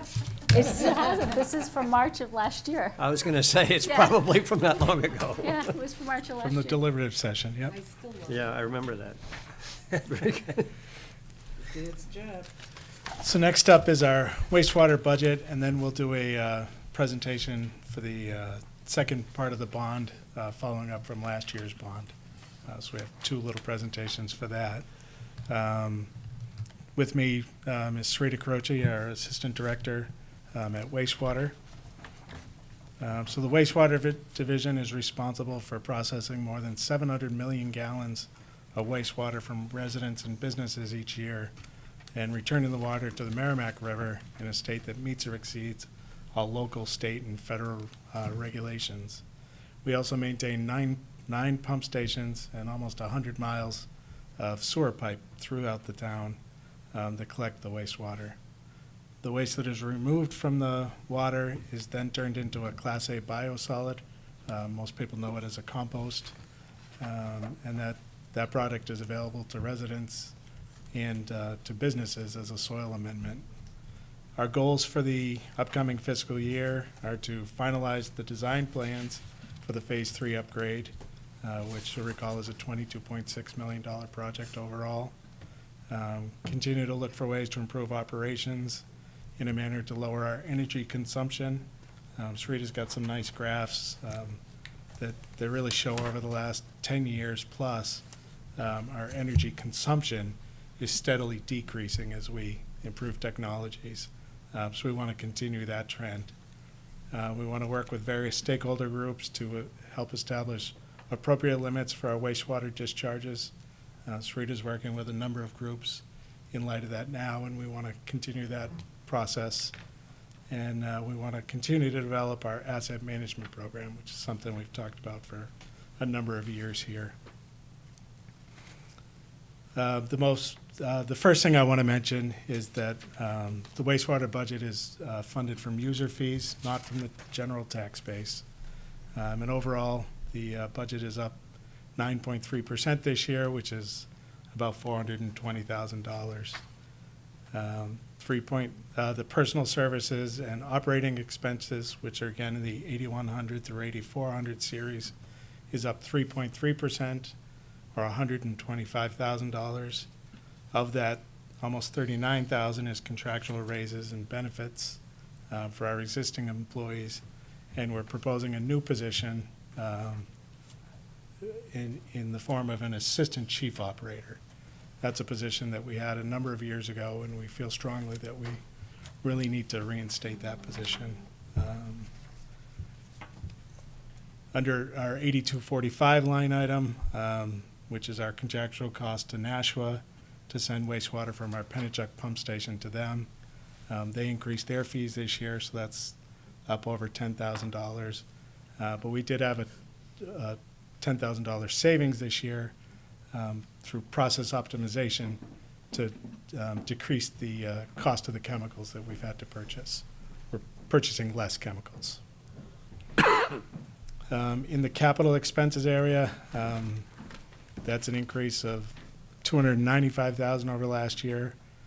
The first area for that expense is our 8502 account, which is buildings, and what that would cover. So we have, like I mentioned at the start, we have 9 pump stations around town, 3 of which we've had some vandalism issues at. So we've got proposals from a surveillance company to install some cameras and to help us solve that vandalism problem. So it's really $5,000 per building for a total of $15,000 is what we'd like to have. Under 8505 infrastructure, we want to purchase hinged style sewer manhole covers. 50 of those cost almost $29,000.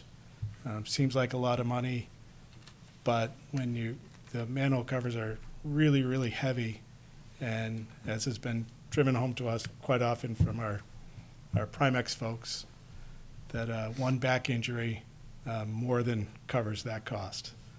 So it's an investment in our long-term infrastructure and employee safety. And what we do is we buy them, put them in inventory, and then as we repave a road, we have to raise the structures anyway. So we just take out the old manhole frames, give the contractor the new ones, and they put the new ones in. So it works. It's a really good system. 8510 capital reserve fund deposits, there's an increase of $150,000. And then 8910, the capital reserve fund purchases, there's an increase of $109,000. The big reason for that jump over last year is we're buying, we need to replace our Vector truck, which is the big truck that vacuums out the sludge tanks, sewer manholes, it does the big cleanup work. Unfortunately, that truck costs $440,000.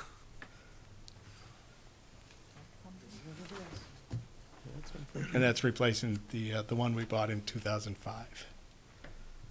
So that's all I had on this presentation. So we'd be happy to answer any questions you have. If you do have questions regarding the project, Sarita will be doing a presentation on that, so maybe some of those might be answered in that. Peter? I'm curious, what are they vandalizing at these pump stations? So, do I have to push it? Yeah, It's on. it's on. So the pump stations, it's amazing what they can do. So at Sohegan, they actually managed to get inside the barbed wire fence area. They shoot BB guns. They actually destroyed a door to the point that we no longer have a door handle over there. They destroy our exhausts. They shoot something against those as well, and then they do some very creative painting. Okay, so, we're obviously, the police department's on board with what's happening here, and reports are being made, so that they know enough to get down to visit these stations and so forth. So I believe at some time long before I was sitting in this position, they were able to find some culprits associated with some of the vandalism. But it's actually pretty hard, because if you look at these pump stations, they're not on the mainstream routes that the police will normally travel. And I think the individuals doing it pick times when there isn't a lot of activity. So. Yeah. And I get that. I guess I just have, at least have the police on board, and it's a $15,000 for the surveillance, and then what's the damage cost to repair this damage? So lucky for us, 2 of the pump stations are going through an upgrade. Yeah. So we'll be able to repair the pump stations and the substantial damage. Once they're repaired, we want to make sure that the same type of damage doesn't occur again, because we're spending quite a large sum of money to bring them up or to upgrade them. So we really don't want to have this happen again. Okay. Thank you.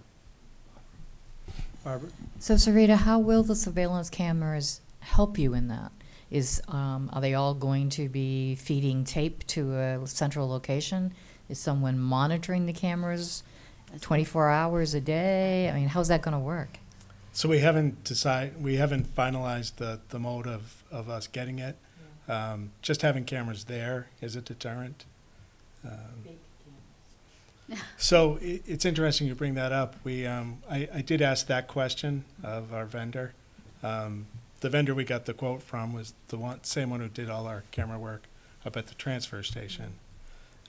His response to that question was, there's actually been lawsuits from people who have fake cameras, because the lawyers will say the person who got injured or whatever had a reasonable expectation that the culprit would be caught, and because they're dummy cameras, so he recommended not doing that. But we did ask that question. Yeah. Only lawyers could come up with that. Any other questions for the wastewater budget? So under 8242 natural gas, the number seems to be jumping up and down. And I was just wondering if you could talk to that. A year ago the full year was 83,000. We dropped it to 60,000 this current budget, and we're going back to 70. So we've been having a little bit of trouble with natural gas, specifically in the compost facility. All the HVAC units there operate on natural gas. And when you so what you're doing is you're continuously exchanging air out of the compost facility, and you're moving it to a biofilter. You don't want the air to stay inside, because then you damage your infrastructure. If you have a hole, or if you have an area where it's not sealed well, then what'll happen is fresh air will come in. The HVAC unit will try and heat that air, so you end up spending more money on the heating end of things. So what we've done in the last month is we brought in our HVAC J. Lawrence Hall to take a look at the units to make sure that they're operating, they're optimized. In addition, what we're going to do to try and mitigate some of that is I'm going to reduce the temperature. So right now, the temperature set point is 60 degrees. I'm going to reduce it to 55 degrees, because the key here is you don't want a dew point issue. You don't want moisture forming inside that will actually start to corrode the infrastructure. So we're going to work on that. Okay, thanks. I think that was the only question I had. Bill? Yeah, thank you, Mr. Chairman. Surya, thank you. On page 126, under Employee Incentives 8143, you have the Assistant Chief Operator for $94,652. Mm-hmm. Do we have any idea why it was placed there? Go ahead, Eileen. We've done that throughout the budget, kind of put it in odd places, it looks like, but it's so that if you decide that you want to take it out, in past years, we broke it up between, it's in salaries, it's in retirement, it's in this, it's in health insurance and that kind of thing. So if you wanted to cut that position, it would be as a single number. So it kind of gets put in an odd spot. Okay. But that's why. Thank you, Eileen, I appreciate it. That being said, page 125, under 8103, wages for supervisory, is it fair to say that the Assistant Chief Operator is going to be supervisory if we approve that amount? Yes. Okay, so why is the Assistant Chief Operator making $8,000 more than the Chief Operator? The chief operator makes $86,000. The 94,000 Yeah. bill includes benefits. Okay, It's fully loaded. so it's full, okay. Okay. Sorry. That's okay. So really, what would the salary be for the ACO in this, I think we were estimating $60,000. about 60,000? Yes. Okay. Do we know what the job description, I mean, outside of supporting the chief operator, really what the primary function of the ACO is going to be?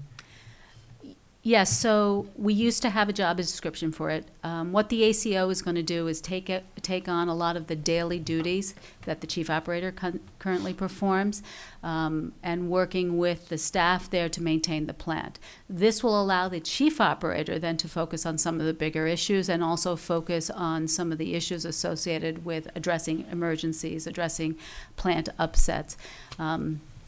We all know with PFAS comes a lot of extra work, so one of the things that we need to do with PFAS coming on is we need to get up to speed on some of the process changes that we can make in compost so that we can keep our compost facility viable. Also from the perspective of looking at phosphorus and nitrogen, our new permit is actually going to have a nitrogen monitoring requirement, which means that a limit is just around the corner. So we need to start really looking at process optimizations and what we're going to need to do in the future to address some of these things. So it'll give the chief operator an opportunity to do a good deal of the function of what his job really is, and stuff that he doesn't have the opportunity to do right now because we have had a lot of staffing issues in the plant. So I thought the MS4 permit, for us, it was phosphorus was the big issue, and out in the seacoast in the Great Bay, it was nitrogen. Are you now saying we're gonna be subject to the nitrogen requirements that the communities out in the Great Bay are gonna be dealing with? Absolutely, because they see us as feeding that problem. So Okay, that's interesting. so what you have to look at it is they look at it as a big watershed, and they look at the Merrimack River as a watershed. So they look at everything happening up in Concord all the way down to the line, to the state line, as feeding some of the issues that are occurring in the Great Bay and other areas. So yeah, it's unfortunate, but it is. And you haven't heard any discussion of whether that permit's gonna be migrating north to some of the communities that have really been, escaped unscathed, like Concord specifically comes to mind? I haven't asked that question. So this is a different permit from the I understand. MS4. Okay, So different requirements. So just because there's a nitrogen limit on the wastewater discharge, doesn't mean we're gonna have that on the MS4 okay, program. I'm confusing permits, They're I independent apologize. permits. I apologize, okay. So to follow up on what Kyle had said, we discharge nitrogen to the river. So ammonia is something that comes into the wastewater treatment plant from human waste. And so we convert that to nitrate right now. And one of the things that they're looking at is they don't want as much nitrogen in the river because that can ultimately cause a problem because it's a nutrient. Right. So. Okay. Peter's got a question. 8245, City of Nashua. We're paying the City of Nashua? And Yes, wha- so the Pennachuck pump station Okay. actually goes to the city of Nashua. So our wastewater Yeah. that they treat, we have to pay for. Okay. And that includes the neighborhoods off of Natticook, south of, the south end of Continental Boulevard, the whole Pennachuck Square Plaza, So that that's, the residences there, all goes, Nashua's treating that water. correct. Yes. Okay. Do we have this discussion at some point, though, we hope to bring that online with our system? The master plan calls for us to turn that pipe Yeah. north, or east, I guess, it would be on Continental Boulevard, and eventually recapture all those flows to our plant. Thanks. Eileen? That's one of the things that I've talked to Sarita and Kyle about, having to do with taking on, looking outward to see what we can do in terms of getting wastewater, more of a regional thing. I know not that many years ago, Amherst came to us looking for us to, it was Amherst? To take the pipe up to, up there, but they weren't willing to pay any money for it. So they wanted us to pay $1 million to put in the piping. So we're more than willing to talk about that, and I think it's a really good thing to do. But that's another thing that will free Sarita's time up, or to look at the future of the wastewater treatment plant, which, 50% of it is Anheuser-Busch, and we have to think about those things. We shouldn't be kind of in that position. So, and we want to maximize our capacity.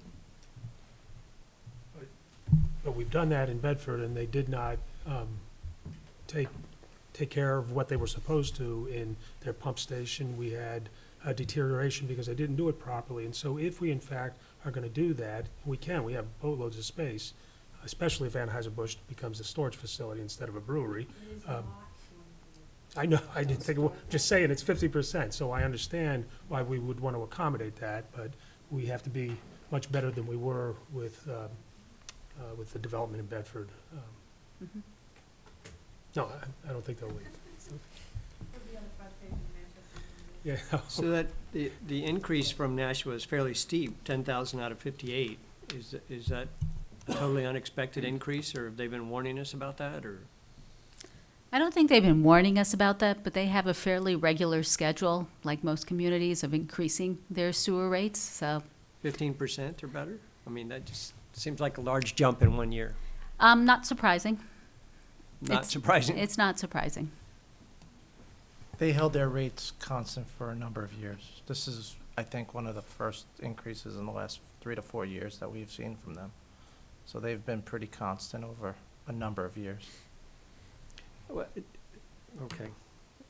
Am I looking at, yeah, I'm looking at the right one. So last full budget year, we paid 67, then we budgeted 58, now we're back up to 68. So the numbers jumping up and down there always kind of surprise me as to what's. Remember, the number's also based on flow. So if the flow changes at Pennachuck, and if it's variable, depending on how many people are in actually Pennachuck itself or in other areas, that would have an impact also on the rate. So there were a number of units in the actually Pennachuck Square that were empty for a little while. Yeah, so there was some Businesses. yeah, there were some businesses that had left. That possibly could have had an impact on it. And the rate And really we bill does jump them, around. right? We bill the residents for the Yes, we do. sewer, so it's not like we're Not like paying it, for it. It's- right? yeah. Okay, I keep forgetting that this is a paid-for Yes. fund. Thank you. Are there any other It is in questions? Yeah. Yeah. Seeing none, we should move on. We're gonna present on the bond requirement Yes. or the phase 3.5? Phase 3.5, yes. I like that. So you just want to hit on there. And then just make it full view, yeah. This is not something you've given us already, right? No, this is a new one. I know, I just can't see it well. Okay. So, thank you for allowing me to present a little bit about the Phase 3 upgrade, kind of the status update of where we are with regard to the Phase 3 update since we were approved for $13.1 million last April. Information about the Phase 4 upgrade, and then a little bit about the financing side of things. Yeah.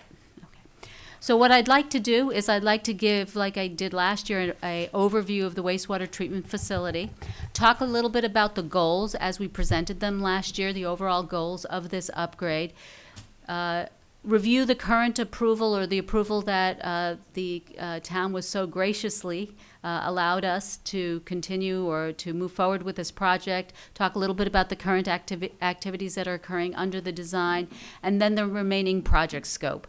The total project cost and what we still are going to ask for this year, and then the funding. Hit down there, okay. So, like we talked about last year, wastewater treatment plant accepts wastewater from both industrial, commercial, and residential sources. And when the wastewater comes in, it comes into what we call here preliminary treatment, and that's our main pump station. Once it leaves the main pump station, it actually goes all the way around the building and it goes to what we call these 3 primary clarifiers.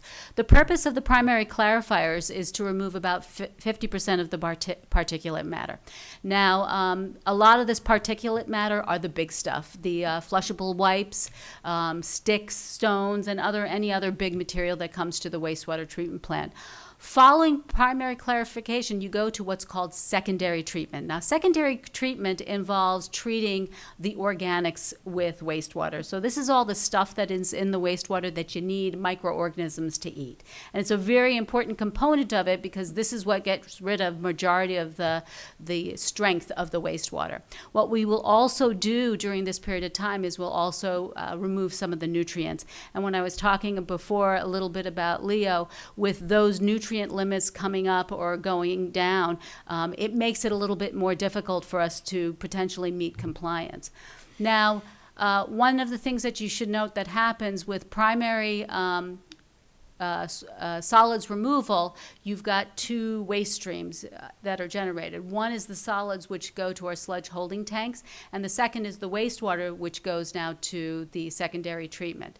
When you have the secondary treatment where the microorganisms are actually working their magic and removing the organic material from the wastewater, you then go to the secondary clarifiers, which are right here, and the same thing happens. So you're going to remove the solids, which is the microorganisms, and then you're going to have this, what looks like very clean water, which goes to what we call disinfection. So disinfection is a very important part of the process, because if we go back to the 1800s, what we'll see is that there were a lot of these epidemics, and the epidemics were caused by disease that was in the water, so typhoid and things like that. So what we do is we treat it with bleach, and that's what kills a lot of these bacteria, or the bacteria that can cause some of those problems. So now we have a second piece of this that's called solids handling.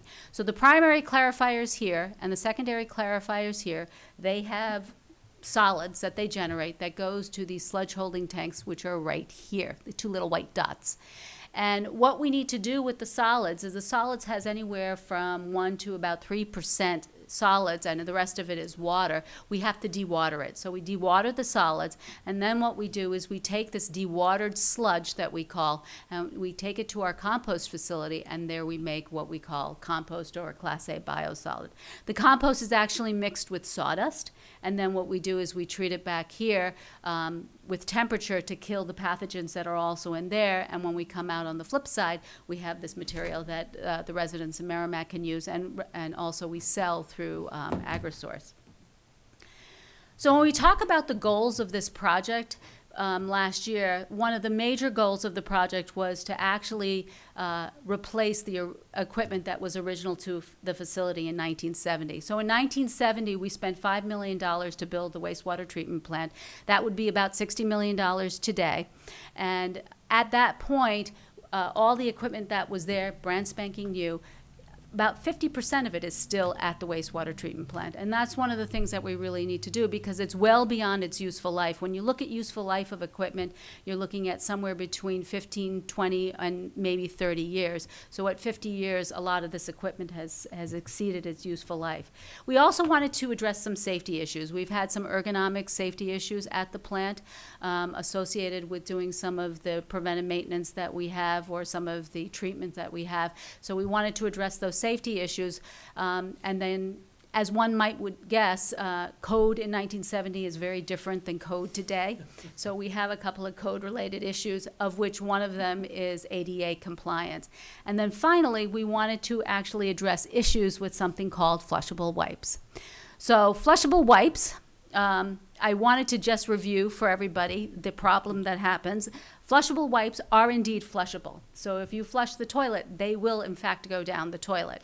The problem with flushable wipes is that they don't degrade. So what I have here for you is we did a presentation last year and we put toilet paper in one jar and we shook it up and the toilet paper immediately broke down.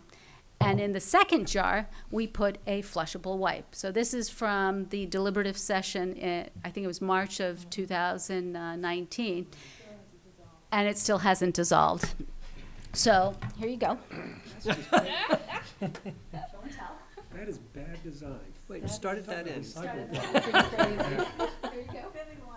Look at this. This amazes me. No. Yeah, after a year. I saw them get put in. So the flushable wipes, we're going to be addressing them in this project with a new screenings building. And we're also, as part of the Phase 3 project, received approval for $13.1 million. So we are going to upgrade Sohegan Pump Station, Thornton's Ferry Pump Station, and also our main pump station. So if we go back here, the main pump station is right over here where we call it preliminary. All three pump stations are very, very similar. One of the other aspects, yes? Sarita,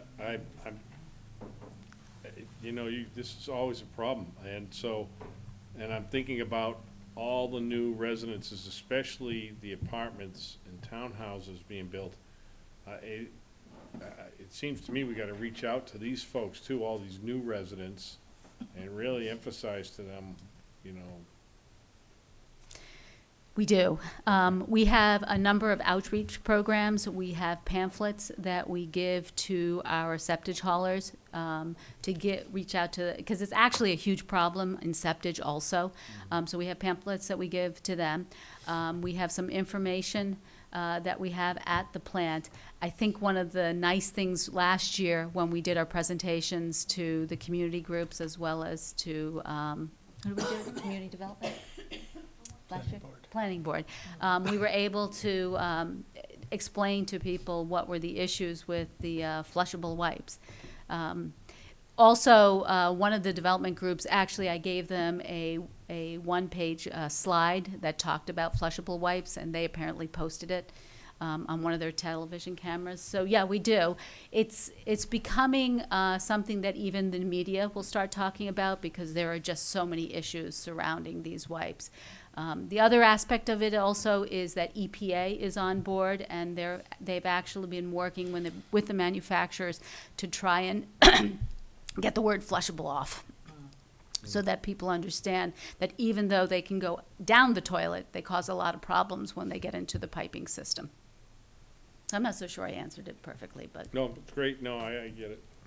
No, but it sounds like we ought to get our representatives involved because they're really worried about plastic bags and plastic straws, and those are a problem, but then so are these as well, and these are a lot closer to home. They are. So maybe if they're paying attention, they could think about bringing that up as potential legislation as well. That would be wonderful. Yes. Yeah, that would be wonderful. Part of the project that was approved, the $13.1 million, the design for the full project was approved, and that was $1.4 million. So the first activity that occurred in the design project is we hired a engineering company, a third-party engineering company, to look at our 30% design document. So this is something that was required by New Hampshire DES, and it's a very important component of this project because you want someone who does this for a living to look at your design to make sure you didn't make a mistake, to make sure you didn't miss anything. So we hired a company that actually is involved in upgrading the MWRA to look at this project, and they did a very nice job. And the good news is after they looked at this project, what we can say is the cost of $22.62 million is the cost, and there will not be, or there should not be any overruns based on the reviews that we've done so far. In terms of the actual design activities, we've done some topographical surveys, we've done some geotechnical investigations, and the geotechnical investigations involve completing borings of soil in the area that we're going to have the screenings building, and also doing a boring in the area where we're going to be replacing the sawdust shed for our compost operations. We did a radio path survey, which was incredible to me because apparently you have to do that study in order to get a frequency that you can actually communicate on because you have to get a license to do so. A hazardous material survey is actually being done this week, and what that's looking at is that's looking at lead and asbestos in all of the buildings. Regulatory coordination, the permits that are going to be required for this project are rather extensive, and they include everything from the permits that you have to get locally, permits at New Hampshire DES, and also an air permit as well. So there's a lot of permitting that's going to be involved here. And then as we're going through, we're making detailed improvements to the design itself, kind of honing in on some of the things that we wanted to make sure that we would get as part of this project. Some of the milestones, 60% design will be completed hopefully by the end of April, 90% will be completed by the end of September, and the project should be ready for bidding before the end of the year in December, which means that we could actually start construction of the project by March of 2021. So now what's left? So what's left is the headworks building, the primary and secondary clarifiers, our sludge holding or our sludge handling system and our sludge holding tanks, our compost facility, and whenever you do an upgrade, there is always an instrumentation component with that, because whenever you put in new equipment, that instrumentation has to talk to the computer system, which helps us run everything. So if you remember, I think it's a number of years ago now, we put in place something called a SCADA system, which is a computer system that allows us not to have the plant manned 24 hours a day. So we only have one shift a day because the SCADA system monitors everything, and if there's a problem, we have phones and the system will actually call out to an on-call operator. So it's very important to keep that system up to date. Whoops. The project scope for the headworks building. The generators that are in the headworks building are the 1970 vintage, so we need to replace those generators. One of the requirements is that if you lose power at a wastewater treatment plant, and this is any wastewater treatment plant, you have to have backup power because you want to make sure everything's treated and doesn't go out to the river untreated. We're going to be replacing the membrane roof at the headworks building. We're also going to be modifying and expanding our laboratory space. This will allow us the opportunity to hopefully help with the stormwater program in the event that they need analyses done. We are an ELAC certified lab, and much of the analysis that could be done by our laboratory. ADA compliance, what you'll see over here is there's a picture of stairs. We don't have an elevator, so the goal here is to have an elevator so that the residents can come to the plant. People do come to our plant, and the second floor is where the offices are, so we do have residents typically come to get compost cards as well as deliver samples to our laboratory. And then miscellaneous other building upgrades. What you'll see over here, this is a piping system over here that pumps our sludge, and It's old. It's 1970s vintage also, and what we do is, because we have 3 clarifiers, 2 sludge holding tanks, and we have a dewatering system, we need to be able to move from clarifier to dewatering fairly easily. So it would be nice if we could actually reconfigure this such that we don't need quite as much piping and it'll be easier to manipulate. The primary clarifier, there are 3 primary clarifiers. 2 of those primary clarifiers were actually replaced, or the mechanisms were replaced as part of the Phase 2 upgrade. So we still have 1 clarifier that needs to be updated, and all 3 of the secondary clarifiers are original and need to be updated. So we need to replace the mechanisms. One of the things that we're going to be doing with the secondary clarifiers is to put what we call an algae removal system. And what this basically is you have kind of a trough around the clarifier. The clean water goes into this trough. As it goes into the trough, algae grows, because you do still have some nutrients in this wastewater. The brushes will go around continuously and remove that algae. How it's done right now is operators will go and take a, kind of like a broom brush, and they'll start scrubbing. So that's an ergonomic issue waiting to happen. So we'll be eliminating that issue. The compost facility, we actually did a substantial upgrade to the compost facility as part of the Phase 2 upgrade. And there are a couple of things still left to do, one of which is to replace 6 exhaust fans. So this is the part where you take that bad caustic or corrosive air that's sitting inside the facility and you take it out to the biofilters. We're also going to be replacing some selected exterior wall panels that have been corroded. I mean, they've got holes in them. And we're also going to replace some selected ductwork that wasn't replaced or completed as part of the Phase 2. One of the larger things that we're going to be doing is, if you take a look down here, this is the amendment storage building. We are going to be replacing the amendment storage building. The storage building was actually condemned by an engineer in the fall of last year, so we currently are not using it to store any sawdust for our compost. Why is it important to have an amendment storage building? Because you want to keep it out of the elements and you don't want it to become saturated with water, because then you waste money trying to remove the water from the compost. And so that becomes kind of a... As we talked about, the cost of the project was $22.62 million. The town approved $13.1 million last year, which leaves us with $9.52 million that we'd like to respectfully request be included as a warrant article this year to complete the remaining upgrades to the project. Funding for everything in the wastewater treatment plant does not come from taxes. It actually comes from sewer user fees. So property taxes will not be impacted as a result of these projects. One of the things that we talked about last year is we proposed increasing the sewer rates by 12% over a 6-year period, and then 5% in July of 2025. So I'd like you to take a look at the sewer rate in 18-19 when we proposed the project was $242. In July of this year, we increased the rate to $271, and in July of 25, it will be $357. So just take a look. I do realize it's a little bit busy with a lot of bars, but the average sewer rate, and this is based on data that the state of New Hampshire collects for 2017 and 18.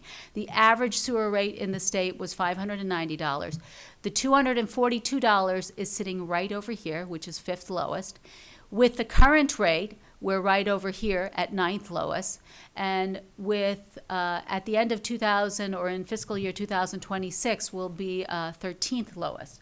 So the thing to realize is, even though we're comparing with 17-18 sewer rates, and we do know from Nashua that they do increase their sewer rates, we still are staying on the lower end of the sewer rates in terms of what we charge the residents. And the other thing to note as well is our rates are a flat rate. So regardless of the water usage, they get charged the same flat rate every year. And these are residential rates that you're quoting? I am quoting residential rates, correct. So industry and commercial entities, they pay based on their actual water usage. So we were talking about Anheuser-Busch. We have a formula that we use to calculate their rate, which takes into account multiple factors. Okay. So I'm done. Questions? So that graph that you showed, have you updated those costs across the state, or is that still 2018 numbers, or? So I actually went on the website day before yesterday, Oh. nothing like procrastinating, and I was looking for the updated numbers, and they have not updated the website. My guess is they will update it hopefully between now and March during the deliberative session, and so then I will definitely update this graph to show what it is currently. Okay, because that could impact how far up we end up going if the other communities are going up as well. So Yes, that definitely. would just look better. Any other questions, Barbara? Just for everyone at home, you were talking about the compost shed and having to replace the exhaust fans because of the air within the compost shed itself. There are scrubbers on those stacks? No, they're not. Okay. So it's a biofilter. It's a biofilter, so they don't need any scrubbers or anything to remove any particular or smelly stuff out of the stacks. So the biofilter does remove the smelly stuff out of the stacks. So the biofilters organic matter, and as the exhaust goes through the biofilter, it absorbs the organic matter. And it's actually a very, very cost-effective way of air treatment, to be honest with you, because it's not used up that quickly, and it's very effective at removing all that smelly stuff. Thank you. So just to say this, we do have a scrubber on our septic receiving area. Right. So, I knew we've talked about this before, but for other people who are hearing this and thinking, ooh, what's in the compost shed that you're exhausting with those fans? Nancy and then Peter? Thank you for that presentation. It reminds me of like last year when you had to do the whole tour around the town. Are you going to be planning on doing a similar kind of thing for this next phase as well? yes, Yeah. yeah, definitely. And I think if you repeat that, it's going to be a natural extension of what you did last year. And so I think, and you did a very good job on that, as you know. I went with you on a couple of them. And I think that really just made it very clear to the audience, target audience, why it was necessary. So I'm sure it's going to be the same this year too, hopefully. You know what I think? I think I skipped a slide in here. The sludge holding tanks. Yeah, I did. I skipped a slide. I'm so sorry. And we really noticed that, didn't we? Yeah, jumped right on that one, didn't we? Were you? I'm so sorry. So you did a good job last year. I'm sure you'll do another good job this Thank year you. as well. As always. Peter? So Rita, are you guys gonna put this presentation up on the town website? We certainly can. Yeah. Okay, just if people wanna click on it and just see it and understand it maybe. It'll be Yeah, underneath and- the budget as well as wastewater's divisions. It'll be on both spots. And as you pointed out very clearly, this is not coming from property tax No. values. This is coming from user fees. It's all part of, built into the whole rate study system and all that stuff that you've done. So as much as this is a large amount, and we broke it up from last year, instead of doing it all at once, we broke it into 2 years. We definitely need it. We don't have a whole lot of choices. We have to make these upgrades to meet our different permit requirements and everything. So it's vital that the town approve this, and understanding that the whole thing is being packaged in a way that's gonna take care of itself. Thank you. Finley? I do have a number of questions, but I can get them all answered later, but the one that just piqued my curiosity was these not-so-flushable wipes. When you pull them out of the system, where do you dispose of those? So they go to compost. So Compost. yeah, they go to compost. Yeah. So what we do is we pull them out of the system, and we take them over there. And in compost, you have an environment where you raise the temperature, you heat everything up, and it's a very active environment that will help degrade it. And that does break it down. Yeah, Okay, it does. all right. So it's interesting. If you use a flushable wipe and you have, I don't know, an outhouse someplace, and you wait a year to clean out your outhouse, it will degrade. It's just, what happens in a sewer system is from the time they use it to the time we get it is a very short period of time. So all it does is it clogs everything up as it goes. Thank And you. if I can, Tom, just coupling Sure. on the point you just made.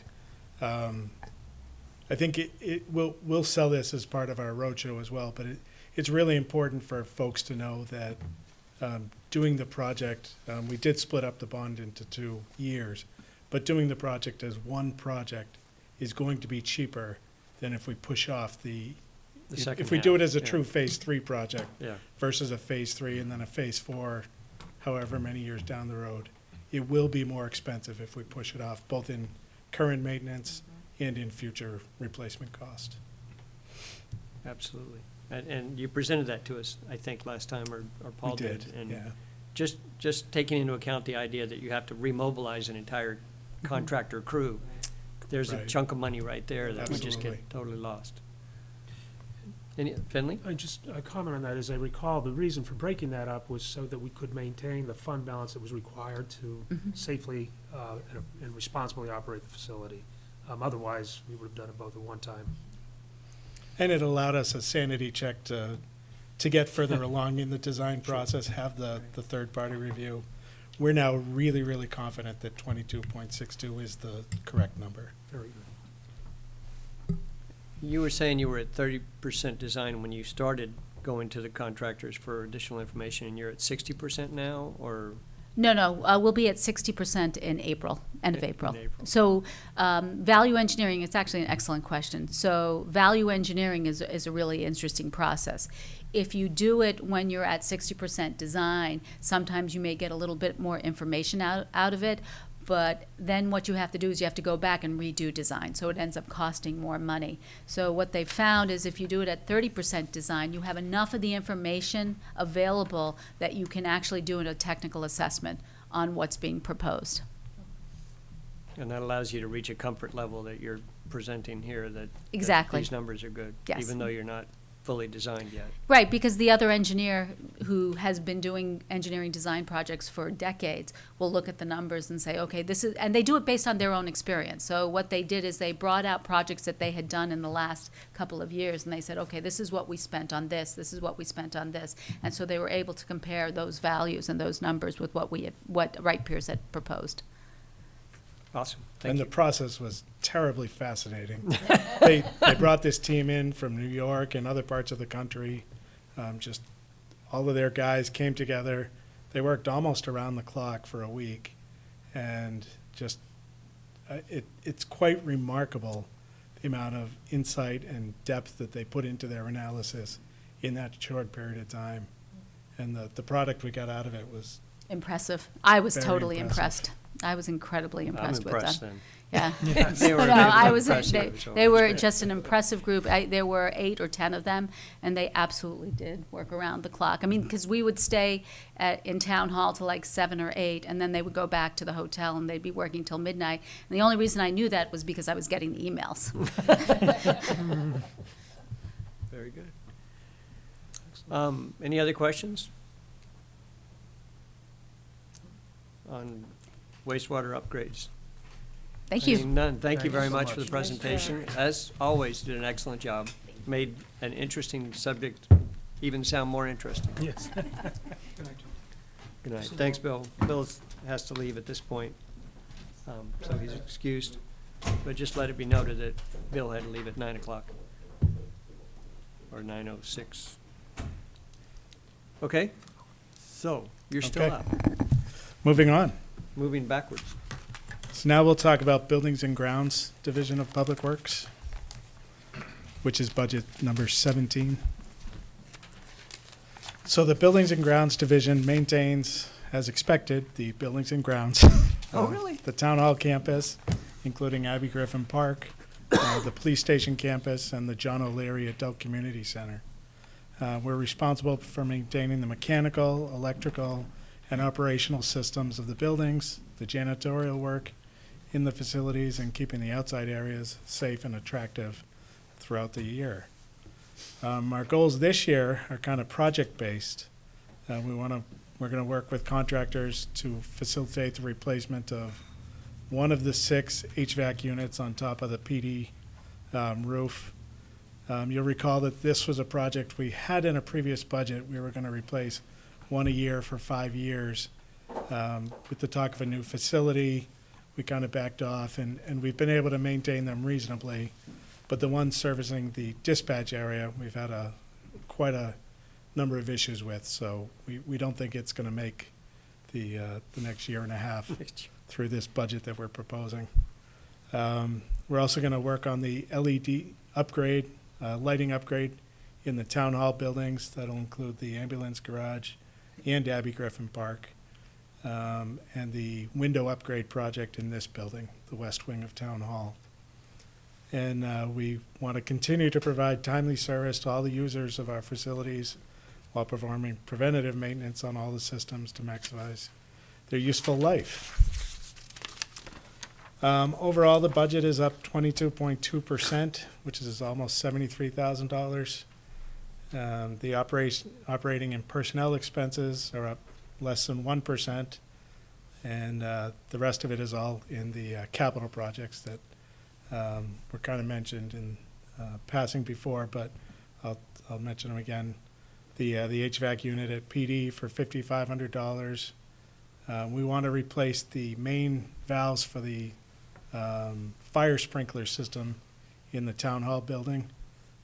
We've had a number of close calls with that system over the past couple of years where the system is tripped.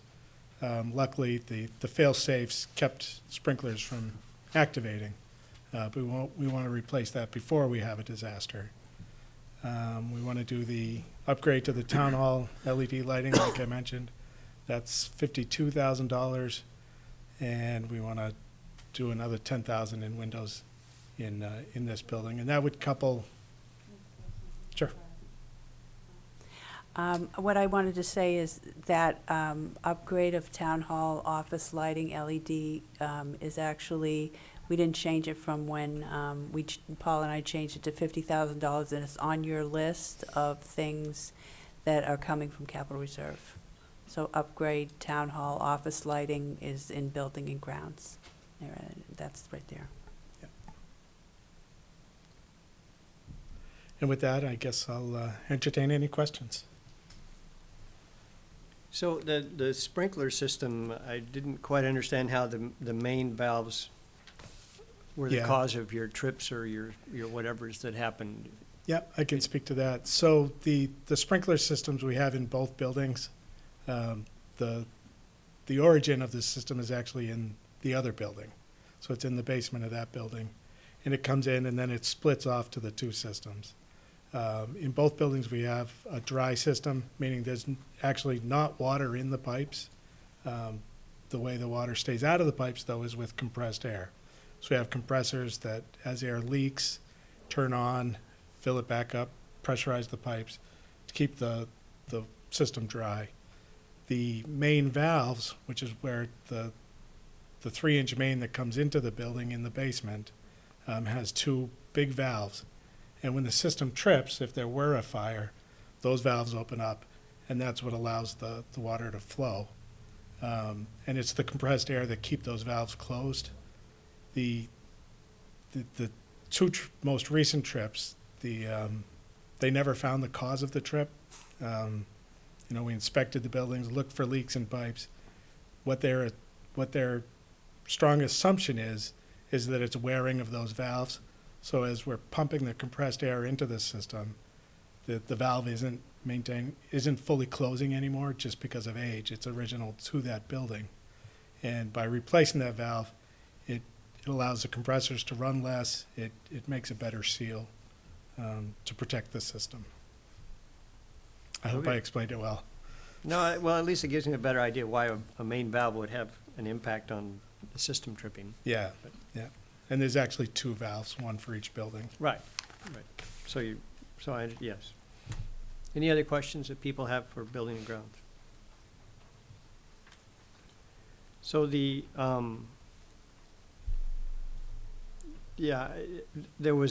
were requested apparently 137,000 under 8502 buildings, and it was reduced to 82,000.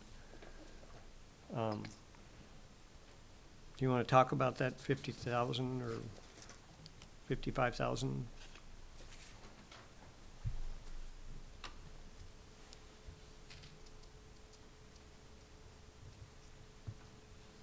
Sure. I'm still in wastewater, sorry. No, that's not it. Building and grounds, 17. Page 102, if that's what you.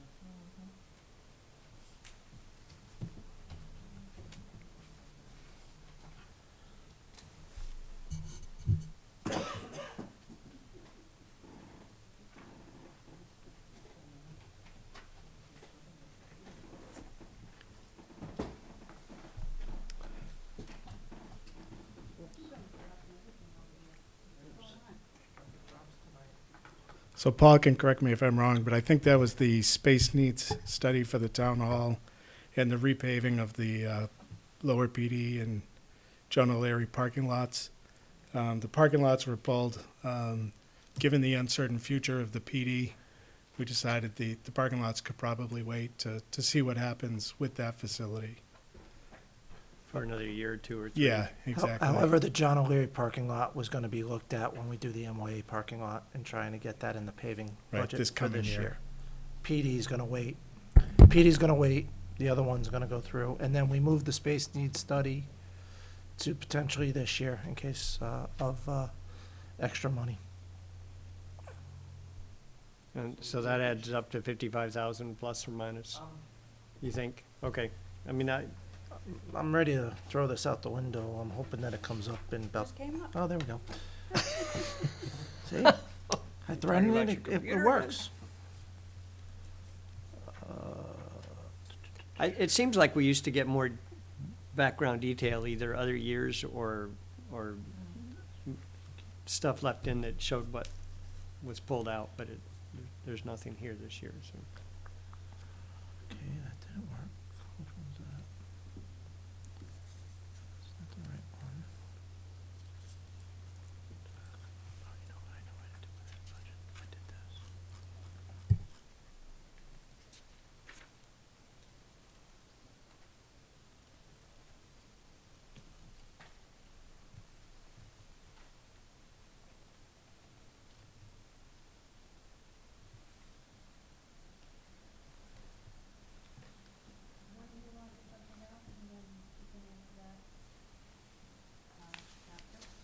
After his computer wakes up.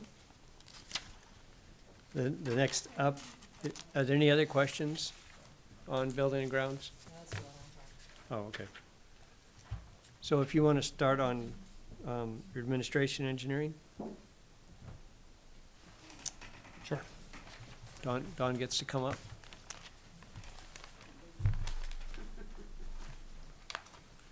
Gee, it looks like we had to wake her up.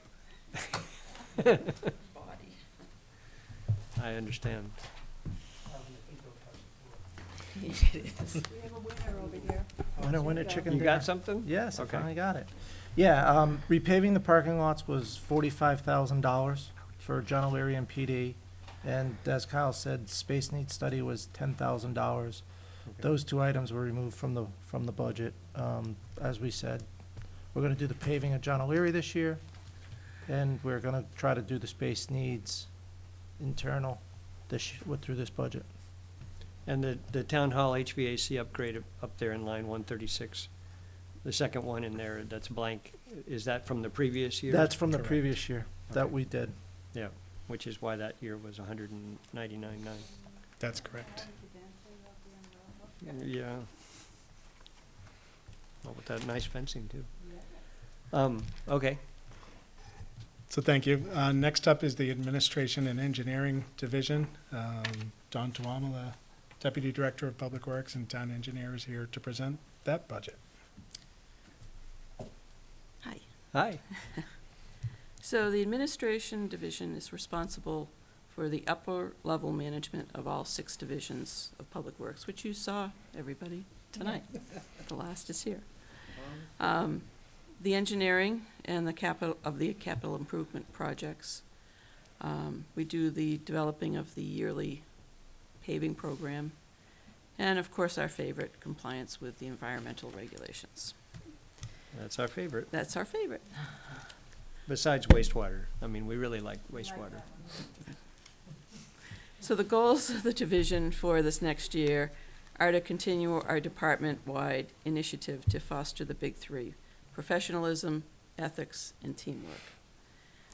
We have to continue developing our ongoing MS4 program, and hopefully with the new staff, to enhance our GIS and asset management capabilities, to increase our solicitation of public input towards the capital projects that we're doing, and to continue to develop information sharing of the department's goals and accomplishments through social media platforms.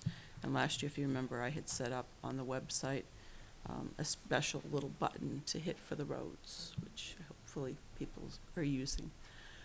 So the bad news is overall our budget is up 25.5%, and it's about $105,000.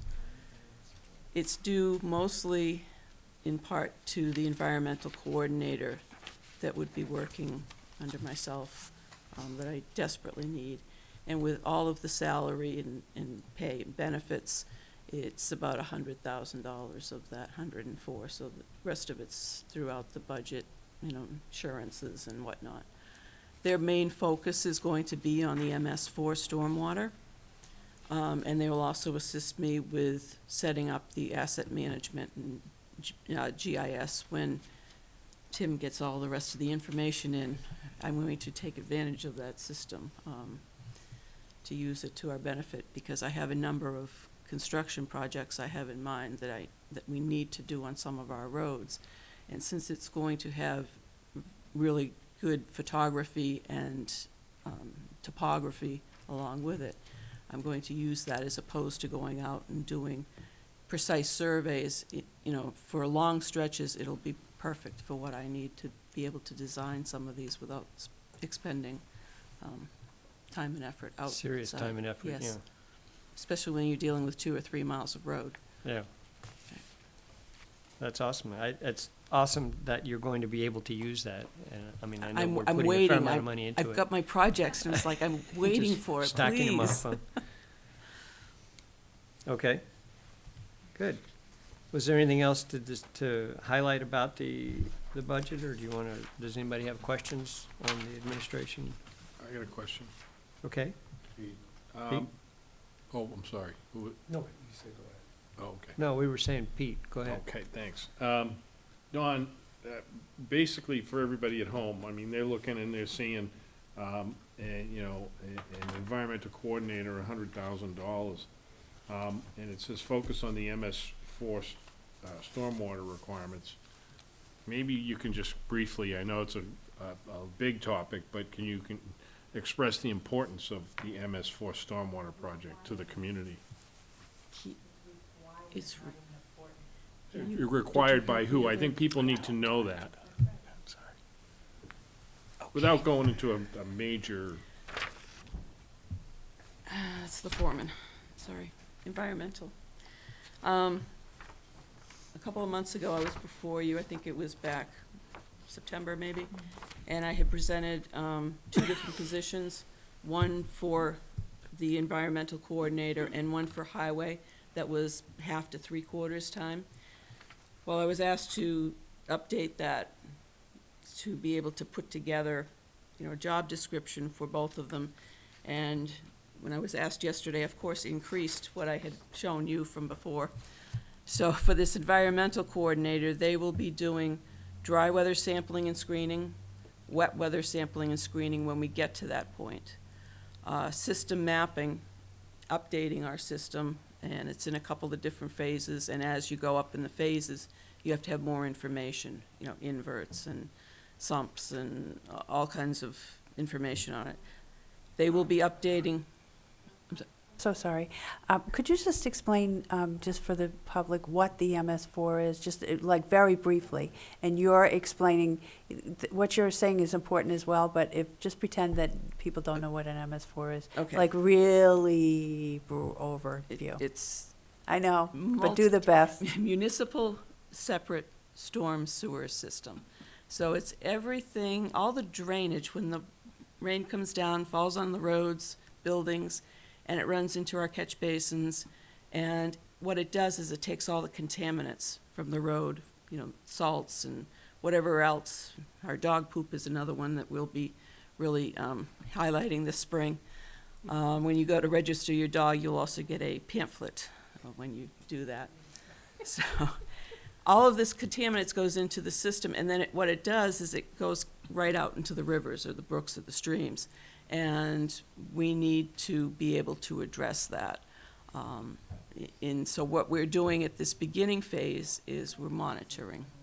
Can you just get into the fact that this has been imposed upon us because the state of New Hampshire wouldn't take on this responsibility? Is that so?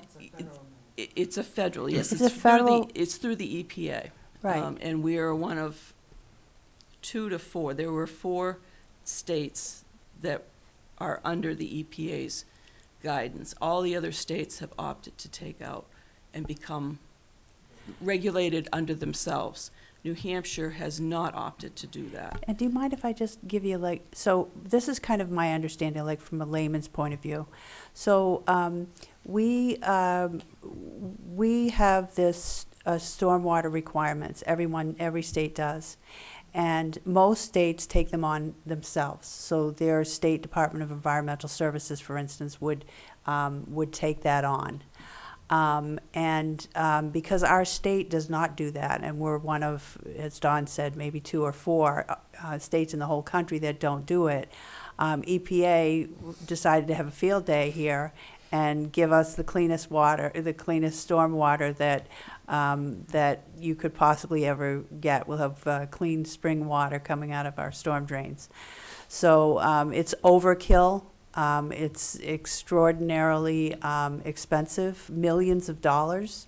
And a bunch of communities are in southern New Hampshire primarily, this is being imposed upon us. We've been talking about this for probably 4 years, and preparing for it. And and kind of fighting back against it, not because we don't want clean stormwater or we care about the environment, but this is way overkill. So we knew that the costs were coming, and we knew that they would be coming over time in the $1 million range.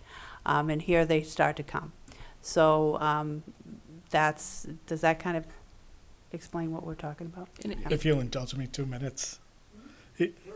So the long history of it in really quick. So the Clean Water Act is what the EPA is using to have these permit requirements. In 2003, Merrimack was, I think, with 40 other communities. We got the very first stormwater permit requirement, and that was a 5-year permit. In 2008, EPA drafted the new permit, and it was so terribly onerous, expense-wise. All of the communities fought back. Had tons of comments, and through the federal process, everything goes to the Federal Register through comments. The permit got delayed. I've been coming to you guys since 2008 saying this is coming. Then they put out another permit revision in 2013. Same thing, tons of comments. They finally got another one in 2014, and they basically said, look, this is it. But it was still just as onerous. Then we had the lawsuit that we participated in. A number of positive changes somewhat recently came out of that. But eventually EPA just said, we don't care what you say, we're doing it anyway. And that's what got us to here. Dawn did a really great presentation last year. And what she did, she compared the costs of hiring a consultant to do these tasks. And as Eileen mentioned, these are required tasks. We're not doing these because we want to or we think we should. It's required by EPA. And the cost to have a staff person do it was much cheaper than having a consultant do it. So that's the real quick reason why the position is in the budget. Thank you. Was that 2 minutes?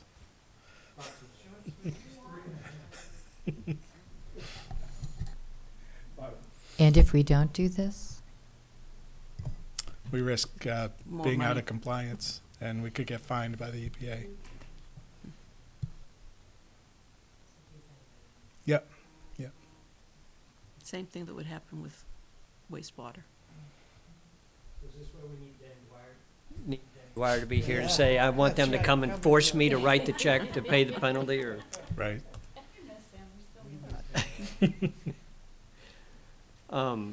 Yeah, so I guess there's threats of penalties, but have they ever imposed any penalties on people? They or- did on Plastow in the first permit. in the first permit back in '03? Yeah. Or So in that five. first permit timeframe, they fined Plastow. Mhm. And I can tell you that they, in September, went to Nashua unannounced, did their own sampling, and just informed Nashua that they had done it. They just received the letter. That they had done the testing? Yes. They're sneaking around. Oh, They okay. might be coming up the river. Why not? No, Right, they're not. Nancy? They're not kidding. It's, Is this the situation where Concord is not involved? Correct. yes. So that was part of the difficulty of us understanding why a select area is needing to respond to this, and yet there's a large swath that is not. For Yeah. example, now is Manchester? Yes. They Oh, are yes. involved or Oh, not? yes. Okay, so Concord is All not. of Manchester, just about. They fall, almost the entire city, just like we do. So there is are- it geographic? So where the struggle for us comes in is inclusion in the program is based on urbanized Population. area from the census. Now, of course, you look at us, you look at Concord, Yeah. there's really no comparison as far as density goes. Then you look at like a Wilton and a Limeboro, and how are they in the program? But Concord isn't. But what it's based on is, and those who are involved with NRPC and regional planning commissions will be more familiar with this, but they consider us in Manchester, Nashua, this area as part of the Boston urbanized area. And that's where the difference That's where the falls in, pole is. because we're in the Certain metropolitan mile- planning. Within miles away um, from? Right. So that's where the real difference lies. It's still really hard to stomach. But I will say in the coalition group, Makes no sense, right? the coalition group that I've been involved with as we're trying to prepare for this permit, we now have Laconia coming down every meeting to meet with us so that they can start their process. So all of you are working together We are all, to try to handle this Yes. behemoth. we have, I think it's 16 communities Good for you. that we're And you're working helping each together. other. We are helping, I was going to That's say, what I she's not know. going to toot her own horn, but I will. She's the head. Dawn is put herself as the leader of the coalition, and it was two different coalitions, Manchester and Nashua. They've now combined into a Merrimack Valley coalition, and Dawn working with co-chair. Co-chair. There's one other from Manchester. and working with a representative from DES who's been great as well. They've really got a really good team going, and really they're saving all the communities money because they're doing the pamphlets together, doing the permits together. It's working really well. What really could have saved the community's money is if they had taken on the task themselves Amen. and put together a plan that was representative of our own state instead of some utopia. Right. Some Northeast Regional EPA Yeah. space, Yeah, it's EPA Region 1, and our permit is almost identical to the Massachusetts permits. So the request was put in to have the state do that, and they just decided it was too expensive from a state Yeah, it went perspective, through- is that right, or? Went through, there was House bills to look at it, and they unfortunately didn't go anywhere. DES, they didn't want to do it. There was no will there for them to do it. But we did get Deb out of this. Yeah. And she's getting some help also in this, so big deal, yeah, Yes, so that they are doing a little bit. to help us. Right, but, yeah, okay. All right, so super. It is what it is. Is there, so basically, we need to add this position in order, basically just to support the onerous requirements of the MS4 permits going forward. And part of the foreman position we're requesting Is also included in that? is also part of the need here. It's Okay, far-reaching. There are things that I need to have highway do, keeping track of various things and doing. That will be on the environmental person, but yes, it's far-reaching. Let's just leave it at that. I mean, the ridiculousness of it is, you know, things like, we can't let the sumps of our catch basins get more than half full. You know, it's a ridiculous amount of effort to meet the requirements of this permit. And the asset management will help immensely to be able to keep track of everything. all right. So I didn't add up all the number of peoples that we talked about tonight. Do you have a, For DPW, you have this full-time position, and in administration, and in highway, you have a foreman position that would also be doing a lot of the MS4 things. And I believe we budgeted that for half a year. For 6 months. right, For 6 yes, months. half person for this year. So, and then you have a full-time person at wastewater tonight, is what we're talking about. Oh, plus one at wastewater. Wastewater. Wasn't there somebody else at solid waste also, or? No. No. Okay. Maybe I just started, 2.5. 2.5 people. Correct. One of which isn't part of the Tonight. tax base. Right. The wastewater's not gonna come out of property taxes or, Correct. or other funds, but Right. it's still an increase in the staff, so it's an overhead It is. Yep. for your department, for everything else to manage, but. Yep. But you tax the wastewater fund for that as well, so it's just more work, that's all. Right. More working yet, less work. Do you, off the top of your head, Correct, do you have an idea exactly. for the number of additional people that are involved in the budget this year? At this point? I mean, I realize tonight we talked about 2.5. but- Okay, so the police asked for 2 full-time people that we would hire a person, again, half of the year in January. So like So it'd be like 1.5. 1.5. And then tomorrow night, I'm going to talk to you about the fire department. Don't be scared. All is well. Fires are fires. I'm always And scared. and the health inspector is part-time to full-time.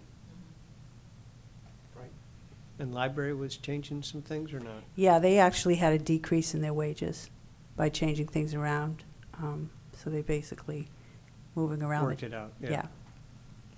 Yeah. Okay. Proposed issuance, so I guess we're done with Public Works, unless anybody's got any other questions. Just- I Nancy? just wanna compliment you on this. Oh, thank you. Really, one, it was well done, but two, it really did highlight the things that I had down. And so you really sort of were preemptive in your explanation, so Thank you. congratulations. And thank you for that. Okay? Thank you all. Have a great night. Thanks, yeah. Thanks. We are. We appreciate all the entertainment. Toilet paper and all.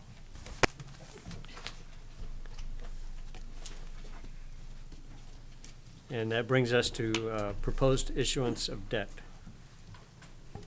Chairman Koenig, we already did that with the wastewater treatment plant. Say what? There's no other debt besides the bond Oh, for that was wastewater. that's the presentation. only thing we're planning on is Correct. the 13 million, or the 9 million. That's all, just 9 million. $9 million bond. Okay. Which, how much Who's counting? approximately? We don't want to worry about being too accurate, like 921. Any other comments or questions? Seeing none, that brings us to the end of our planned agenda. I could use a motion to adjourn. Second. Motion made by Barbara, seconded by Nancy. All those in favor signify by saying aye. Aye. Any opposed? That passes 6-0-0 with Bill gone for the evening. Now, we're meeting at 6:30 tomorrow, We're right? meeting at 6:30 tomorrow for a